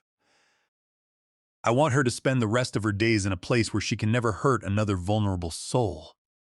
George Bennett stood next, his voice firm and deep. "I worked 40 years as a teacher, and I served my country in the military. I saved every dollar so I could live in peace. The defendants took $22,000 from me, forcing me to stand on my feet for 6 hours a day, working at a grocery store at my age just to pay my mortgage. They showed no mercy, and I ask the court to show them none today." Hazel Higgins spoke next, her hands trembling as she held her written notes. "Caroline was my closest friend for 15 years, Hazel said, her voice cracking. "We drank coffee every week, talked about our gardens and our families. When she got sick, I was devastated. Chloe came over, pretending to help, and told me my roof had severe storm damage. I trusted her because of Caroline. When I found out the $18 Zeus and I gave her was stolen, and that Caroline was dying while her daughter-in-law was scamming her friends, I was hospitalized with a severe panic attack. My blood pressure spiked to dangerous levels. The emotional betrayal was worse than the financial loss. She turned my friend's final days into a nightmare for all of us. Then Audrey stood at the podium. She looked directly at her brother. "Brandon, you were my older brother. I trusted you. When you and Chloe scammed me out of $80,000, you didn't just steal my business and my car. You stole my family. You stood by and watched me work 80 hours a week, eating ramen in a basement apartment, while you lived in a mansion bought with stolen client escrow funds. You called me lazy when I couldn't afford to visit Mom. You knew she was dying, and you chose your lifestyle over her life. I will never forgive you. I spent 3 years of my life in absolute exhaustion, crying myself to sleep, wondering what I had done to deserve my own brother's cruelty. You didn't just steal my money, Brandon. You stole my 20s, my peace of mind, and the chance to say goodbye to my mother." Finally, I walked to the podium. I stood there for a long moment, looking at Brandon. He looked up at me, his eyes pleading, tears streaming down his face. "I was married to Caroline for 36 years, I said, my voice steady. "She was my wife, my partner, and the mother of my children. She saved over $3 million quietly, not out of greed, but because she wanted to protect our family.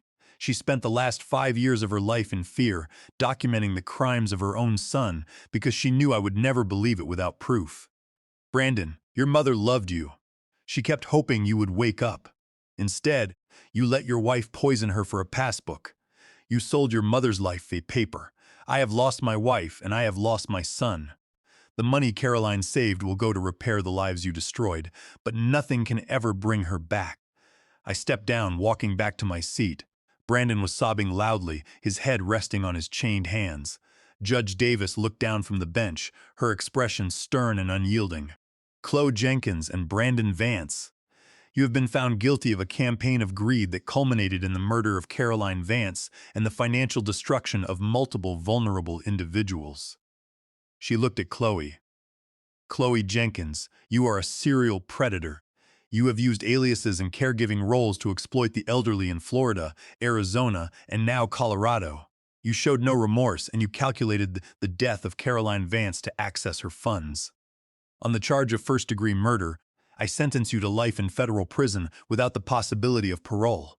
On the charges of wire fraud, grand theft, and elder exploitation, I sentence you to an additional 20 years to run consecutively. You will pay full restitution of $55,000 to the 3 elderly victims." Chloe didn't flinch, but her face went pale, her jaw clenching as she was led away by the marshals. Judge Davis then turned her sharp gaze to Brandon. "Brandon Vance, you were the son. You had a duty to protect your mother and sister. Instead, you joined a conspiracy to steal from them. While you may not have administered the digitalis yourself, you forged signatures, lied to your father to isolate your mother, and did nothing to stop her death. You are as responsible for her absence as the hand that held the poison. On the charge of conspiracy to commit murder, wire fraud, and grand theft, I sentence you to 15 years in federal prison. You will serve at least 10 years before you are eligible for parole. You are ordered to pay full restitution of $3,047,612 to Matthew Vance." "Dad!" Brandon cried out as the marshals pulled him up, his chains rattling loudly. "Dad, please, don't let them do this. I'm sorry." I stood up, sliding my arm around Audrey's shoulders. Together we turned our backs on him.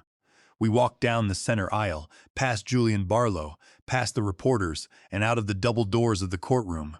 The heavy wooden doors closed behind us, cutting off his cries. We walked out into the bright Denver sun, the cool Colorado air filling my lungs. The court had finished its work, and the reckoning was complete. We had our justice, but now the long journey of healing had to begin. 8 months passed, and the wound that had torn our family apart slowly began to close. It didn't heal entirely. There were still days when the silence of the house was deafening, when I would reach for Caroline's hand on the couch only to find cold leather. But we had found a way to carry the grief. Audrey had moved out of her basement apartment and back into her old room at the house, her presence bringing life back into the quiet halls. We used the funds recovered from Brandon's frozen assets to pay off Audrey's loan and restore the savings of Martha, George, and Hazel. But the bulk of the heritage account, over $3,000, Ziwazo, remained untouched. We knew we couldn't just keep it in a bank. It was Caroline's life's work, the product of 37 years of quiet discipline. It had to mean something. On a bright Tuesday morning in late spring, we opened the doors to the Caroline Vance Foundation for Elder Protection. The office was small, occupying 3 clean, sunlit rooms on the second floor of a restored brick building in Capitol Hill. Audrey had designed everything. She had painted the walls a soft sky blue, Caroline's favorite color. Framed snapshots of Caroline hung on the walls. She was smiling in her garden, laughing at Audrey's college graduation, and sitting next to me on our 30th anniversary. It wasn't a corporate space. It looked and felt like home. We held a small ribbon-cutting ceremony. Detective Victoria Miller was there, wearing a warm smile. She walked up to me before we began, shaking my hand. "Matthew, what you're doing here is incredible," Victoria said. "Most financial abuse cases go completely unreported because the victims are ashamed. Having a place like this will give them hope." Martha Kelly, George Bennett, and Hazel Higgins sat in the front row, looking proud. They had agreed to serve as the Foundation's advisory board, sharing their stories to warn others. A couple of local reporters stood near the door, their cameras ready, capturing the beginning of something important. Audrey stood in the doorway, holding a pair of large silver scissors. She looked at me, her eyes shining with tears. "Ready, Dad?" she whispered. "Ready, sweetheart," I said. Placing a hand on her shoulder, the scissors clicked, and the red ribbon fell to the floor. The small crowd clapped, their faces filled with genuine warmth. We were officially open. I stepped forward, clearing my throat to speak to the gathered guests. "My wife, Caroline Vance, saved $3,047,612 over 37 years," I said, my voice steady. She did it quietly, dollar by dollar, to protect her family. When greed turned her own son against her, Caroline didn't run. She documented the truth, building a legal case that would stand up in court. She died before she could see the end of her work, but she left us everything we needed to secure justice. I gestured to the office around us. This foundation exists because Caroline had the courage to choose the hard path of truth. We will use her savings to provide free legal aid, financial literacy workshops, and a 24-hour hotline for elderly people who are being exploited. Her legacy will not be the money she saved, it will be the lives we protect with it. We will make sure no one has to suffer in silence the way she did. The reporters took notes, and Martha Kelly wiped her eyes with a tissue. After the guests departed, Audrey and I sat at our desks, reviewing our goals and sorting through the pamphlets she had designed. We had partnered with local elder law specialists and senior centers, creating a network of support. Over the next few weeks, this office became a hub of activity. The work was demanding, but for the first time in months, I felt a deep sense of purpose. "We've already received 4 calls this afternoon, Dad," Audrey said, looking up from her screen. "One lady in Lakewood says her nephew is trying to force her to sign over her house. I've already scheduled her to meet with our legal advisor tomorrow. And another gentleman from Aurora called about a suspect charity brochure he received." "That's exactly why we're here," I said, smiling at her. "We are going to make sure those brochures end up in the police database, not their bank accounts." The next morning, the mail arrived at the office. Among the utility bills and donation inquiries was a thick manila envelope. The return address was stamped in black ink, Federal Correctional Institution, Englewood, Colorado. My chest tightened as I recognized the handwriting. It was Brandon's neat block print. I sat at my desk, staring at the envelope. My hand hovered over the paper, my mind racing. Detective Miller had told us that Brandon had been assigned to the medium security facility in Englewood. He had been there for 6 months now. I had refused to take his calls, and I had returned his previous letters unopened. But this envelope was heavy, and it had been forwarded through his defense lawyer, Julian Barlow, with a note that read, "Matthew, Brandon asked me to send this. He has completed his initial counseling and wanted to write this to you. Please read it." I looked at the framed photo of Caroline on my desk, her gentle eyes looking back at me. I felt a wave of conflicting emotions, anger, grief, and the faint, painful memory of the boy I had raised. "What is it, Dad?" Audrey asked, walking over to my desk. She saw the return address, her expression hardening. "He's writing to you again." "Yes," I said, my voice quiet. "Barlow sent it. Are you going to open it?" I looked at the sealed envelope, the weight of the past months pressing down on me. I knew that opening it would bring back the pain of the courtroom, the memory of my son in chains. But I also knew that running from the truth had almost destroyed us before. "I think I have to, Audrey," I said, picking up the letter opener. "Your mother never turned away from the hard truths. Neither can I." I sliced the envelope open and pulled out 3 handwritten pages. I stared at the pages for a long moment, my hands slightly cold, before pulling the chair closer to my desk. Audrey walked over and stood behind me, resting her hand on my shoulder as a silent support. We both knew the past could not be undone, but we were no longer afraid of it. I adjusted my glasses, smoothed out the paper, and began to read. "Dear Dad, T." The letter began, the ink slightly smudged in places. "I know you will probably never forgive me. I don't deserve your forgiveness, and I don't deserve to call you Dad. But I am writing this because I need you to know the truth. I spent 5 years lying, stealing, and letting myself be dragged into a darkness that I pretended not to see. I told myself it was Chloe's fault, that she was the one pulling the strings, but that's a lie. I chose to target you. I chose to target Mom. I chose to scam my own sister Audrey and watch her drown in debt. I valued my luxury house, my cars, and my status more than the lives of the people who loved me most. I lay awake in my cell every night, the concrete walls closing in on me, and all I can see is Mom's face on the day she died. I was so busy counting the money in my head that I didn't even notice how pale she had become. I was her son, and I became her executioner. That is a weight I will carry for the rest of my life." I paused, taking a slow breath. The honesty in his words was stark, completely different from the desperate screams I had heard in the courtroom. I continued reading. "Englewood has given me time to look at myself in the mirror. I have spent the last 6 months in therapy, trying to understand how I became this monster. I read the copies of Mom's journals that my lawyer gave me. Reading her words, how she wanted to save me, how she noticed my greed but kept hoping I would change, broke something inside me. She didn't want to destroy me, Dad.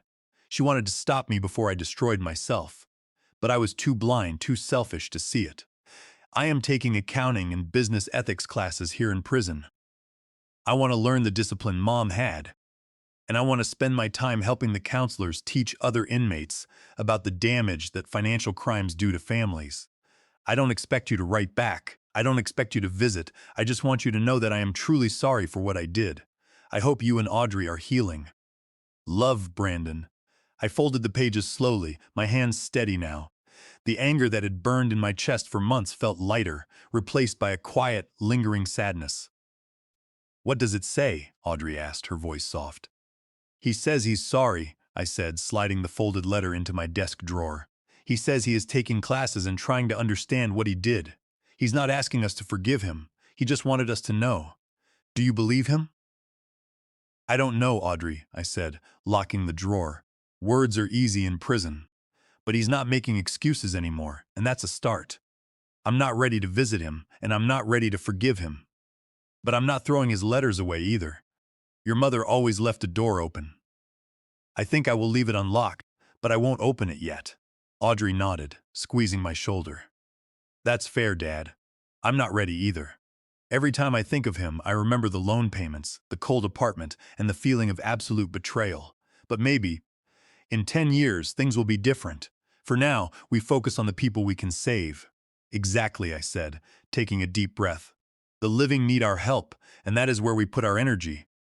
Just as I stood up to make a pot of coffee, my phone buzzed on the desk. It was Detective Victoria Miller. I answered immediately. "Matthew, I have some major news," Victoria said, her voice sharp with professional excitement. "We've had a massive breakthrough in the investigation. The FBI has spent the last 8 months tracking the dark web transactions Chloe used to purchase the Digitalis. They just arrested the chemical supplier in Phoenix." "The supplier?" I asked, my heart quickening. "The person who sold her the poison?" "Yes," Victoria explained. and it's much bigger than we thought. During the raid, the FBI seized several encrypted servers and hard drives. They found transaction logs showing that Chloe wasn't just a single buyer. She was part of a larger organized network of financial scammers who target wealthy retirees across 6 states: California, Arizona, Florida, Texas, Oregon, and Colorado. Dow, a network? I asked, sitting back down. Yes, they've identified the primary operator, a man named Dennis Jenkins, Chloe's brother, who has been running this scheme for over a decade. They target wealthy elderly families by inserting young women, usually caregivers or coordinators, to identify high-value targets, access their accounts, and transfer the assets to offshore accounts. And the money? Audrey asked, leaning close to the speakerphone. The FBI has tracked down the remaining Cayman Islands accounts, Victoria said. They recovered an additional $340,000 that Chloe had hidden under various shell companies. Because of the federal RICO charges they are filing against the network, those funds are being seized and will be returned to the victims. The DA is already preparing the paperwork to allocate a portion of that recovery to the Caroline Vance Foundation to expand our operations. RICO charges? I asked. Yes, racketeering and conspiracy, Victoria said. Chloe is facing federal conspiracy charges now, on top of her state murder sentence.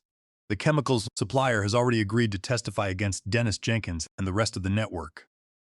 This isn't just about Chloe and Brandon anymore. Matthew, your wife's journals and the bank documentation she kept were the key that unlocked this entire interstate operation. The FBI is using her records as the foundation for their prosecution. I looked up at Caroline's photo, a sudden, powerful wave of pride washing over me. My wife hadn't just saved our family. She had saved dozens of families across the country, providing the thread that the FBI needed to dismantle a syndicate of predators. Her quiet courage was about to bring down an entire empire of greed. We'll need you and Audrey to come in tomorrow to sign the federal witness affidavits, Victoria said. The federal prosecutors want to make sure your statements are part of the record. We will be there, Victoria, I said. Thank you. I hung up, looking at Audrey. Her eyes were wide, a bright smile breaking through her tears. Mom did it, Dad, she whispered. She actually did it. Yes, she did, I said, my voice thick with emotion. She saved them all. The federal trial of Dennis Jenkins and the racketeering syndicate lasted for nearly 3 weeks in the Denver federal courthouse. It was a massive, complex case that drew media attention from across the country. Audrey and I spent days in the gallery, watching as prosecutors presented a mountain of digital evidence, ledger books, and dark web transaction logs. The key piece of evidence that tied the entire conspiracy together was Caroline's meticulous records. Her journals, which detail every check number, date, and conversation, allowed the FBI to map the syndicate's operations and prove their systematic method of targeting wealthy retirees.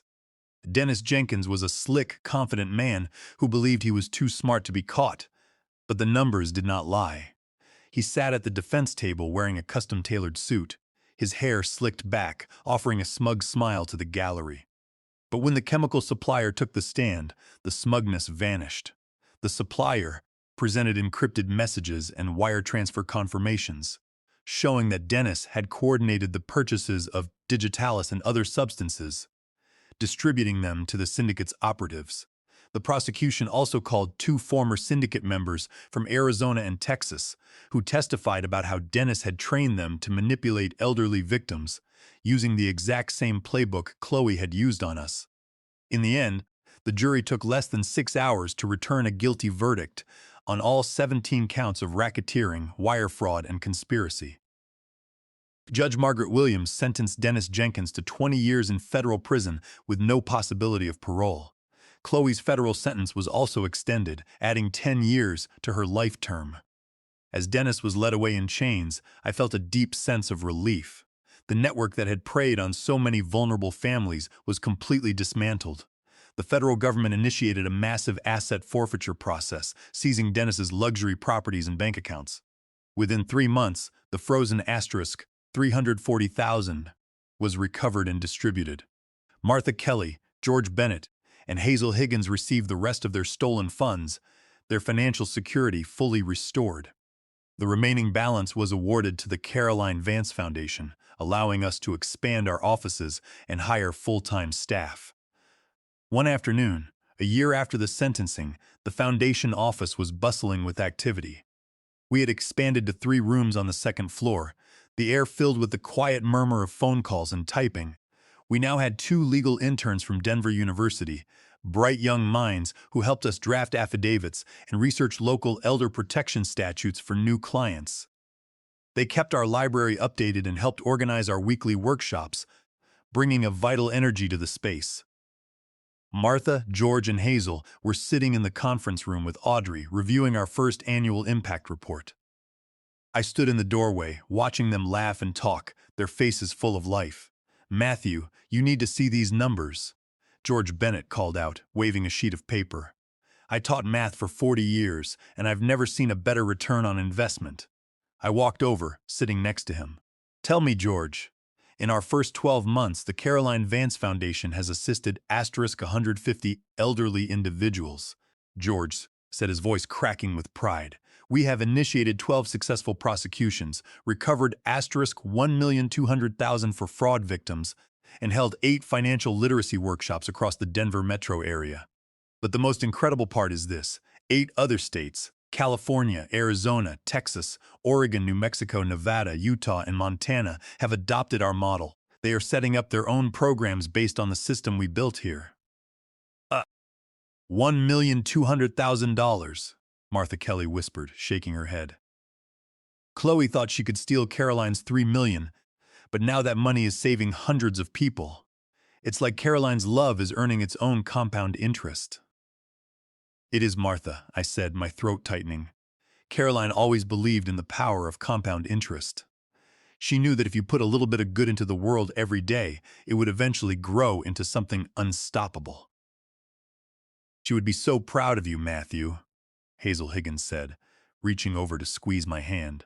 "And she would be so proud of Audrey." Audrey smiled, looking at the framed photo of Caroline on the wall.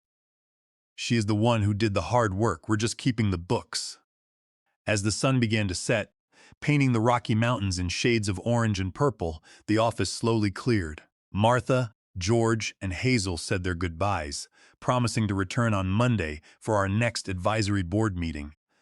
Audrey and I were left alone in the quiet office, the soft hum of the computers the only sound. I sat at my desk, looking at the locked drawer where Brandon's letters were stored. Over the past year, he had written every month. I had read each one, watching his tone shift from self-pity to a genuine, painful realization of the damage he had caused. He was still in FCI Englewood, serving his 15-year sentence. He was working in the prison library, helping other inmates learn to read and continuing his accounting classes. "Are you thinking about Brandon, Dad?"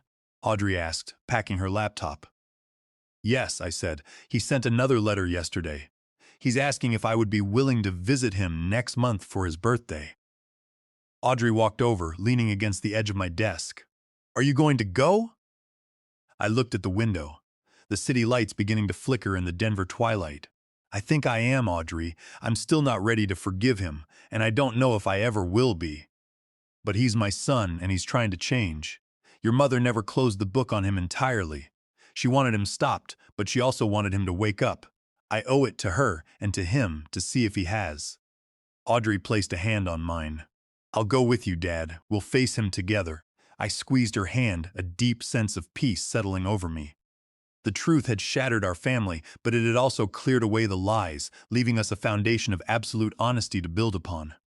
We had lost Caroline, but her truth was marching on, saving lives every single day. Together, we walked out of the office, the cool Colorado night air refreshing after the long day. I locked the door behind us, looking at the polished brass sign, bearing Caroline's name one last time, ready for whatever the next chapter of our lives would bring. We had survived the storm, and we were walking forward together. 18 months after we found Caroline's savings passbook in the trash can, the world had changed in ways I could have never anticipated. The silence that had once filled my home had been replaced by a new, gentle rhythm. It was a Sunday afternoon in late spring, and the sun was shining brightly on Washington Park, reflecting off the calm blue waters of the lake. I sat on a wooden bench, watching the joggers pass by and the ducks glide across the water. Beside me, Audrey was gently rocking a stroller back and forth with one hand. Inside, wrapped in a soft pink blanket with her tiny fists curled against her chin, was my granddaughter, Caroline Grace. She was only 3 weeks old. When Audrey had told me the name 2 months before the baby was born, I had sat in the hospital parking lot and wept for 20 minutes. "She has Mom's nose," Audrey said softly, leaning over to adjust the blanket. "And look at that chin. She's definitely got the Vance stubbornness." I leaned over, studying the baby's sleeping face. She was right. The tiny features were a mirror of my wife's, a quiet reminder that even after the deepest grief, life finds a way to return. "Your mother would have absolutely loved her," I said, my voice thick with emotion. "I know," Audrey whispered, a tear sliding down her cheek. "I wish she could have met her." "She is meeting her, sweetheart," I said, placing an arm around Audrey's shoulders, feeling the warm sunshine on my back. Every time we look at her, every time we see her smile or hear her soft coos, Caroline is right here. And every time a senior walks into our Capitol Hill office and finds safety, every time a family is saved from the financial ruin that almost destroyed us, Caroline's spirit is alive. She didn't save that money to keep it in a vault. She saved it to build a shield for others. And now, that shield is protecting this precious little girl's future, too. Audrey smiled, resting her head on my shoulder. "The foundation hit another milestone yesterday, Dad. We've officially assisted over 150 families since we opened. 8 states are now using our legal and educational program to protect their seniors. That $3,047,612 Caroline saved is doing exactly what she wanted it to do. It's stopping the people who target the vulnerable before they can tear another family apart." "It's her legacy," I said, watching a young couple walk their dog. "And it's a beautiful one." We sat in the park for another hour, enjoying the quiet peace of the afternoon before packing up and driving to Fairmount Cemetery. It had become our Sunday ritual. We walked slowly up the grassy hill to Caroline's grave. The headstone was a simple block of gray Colorado granite, the inscription polished and clean. Caroline Thornton Vance, 1968 to 2025.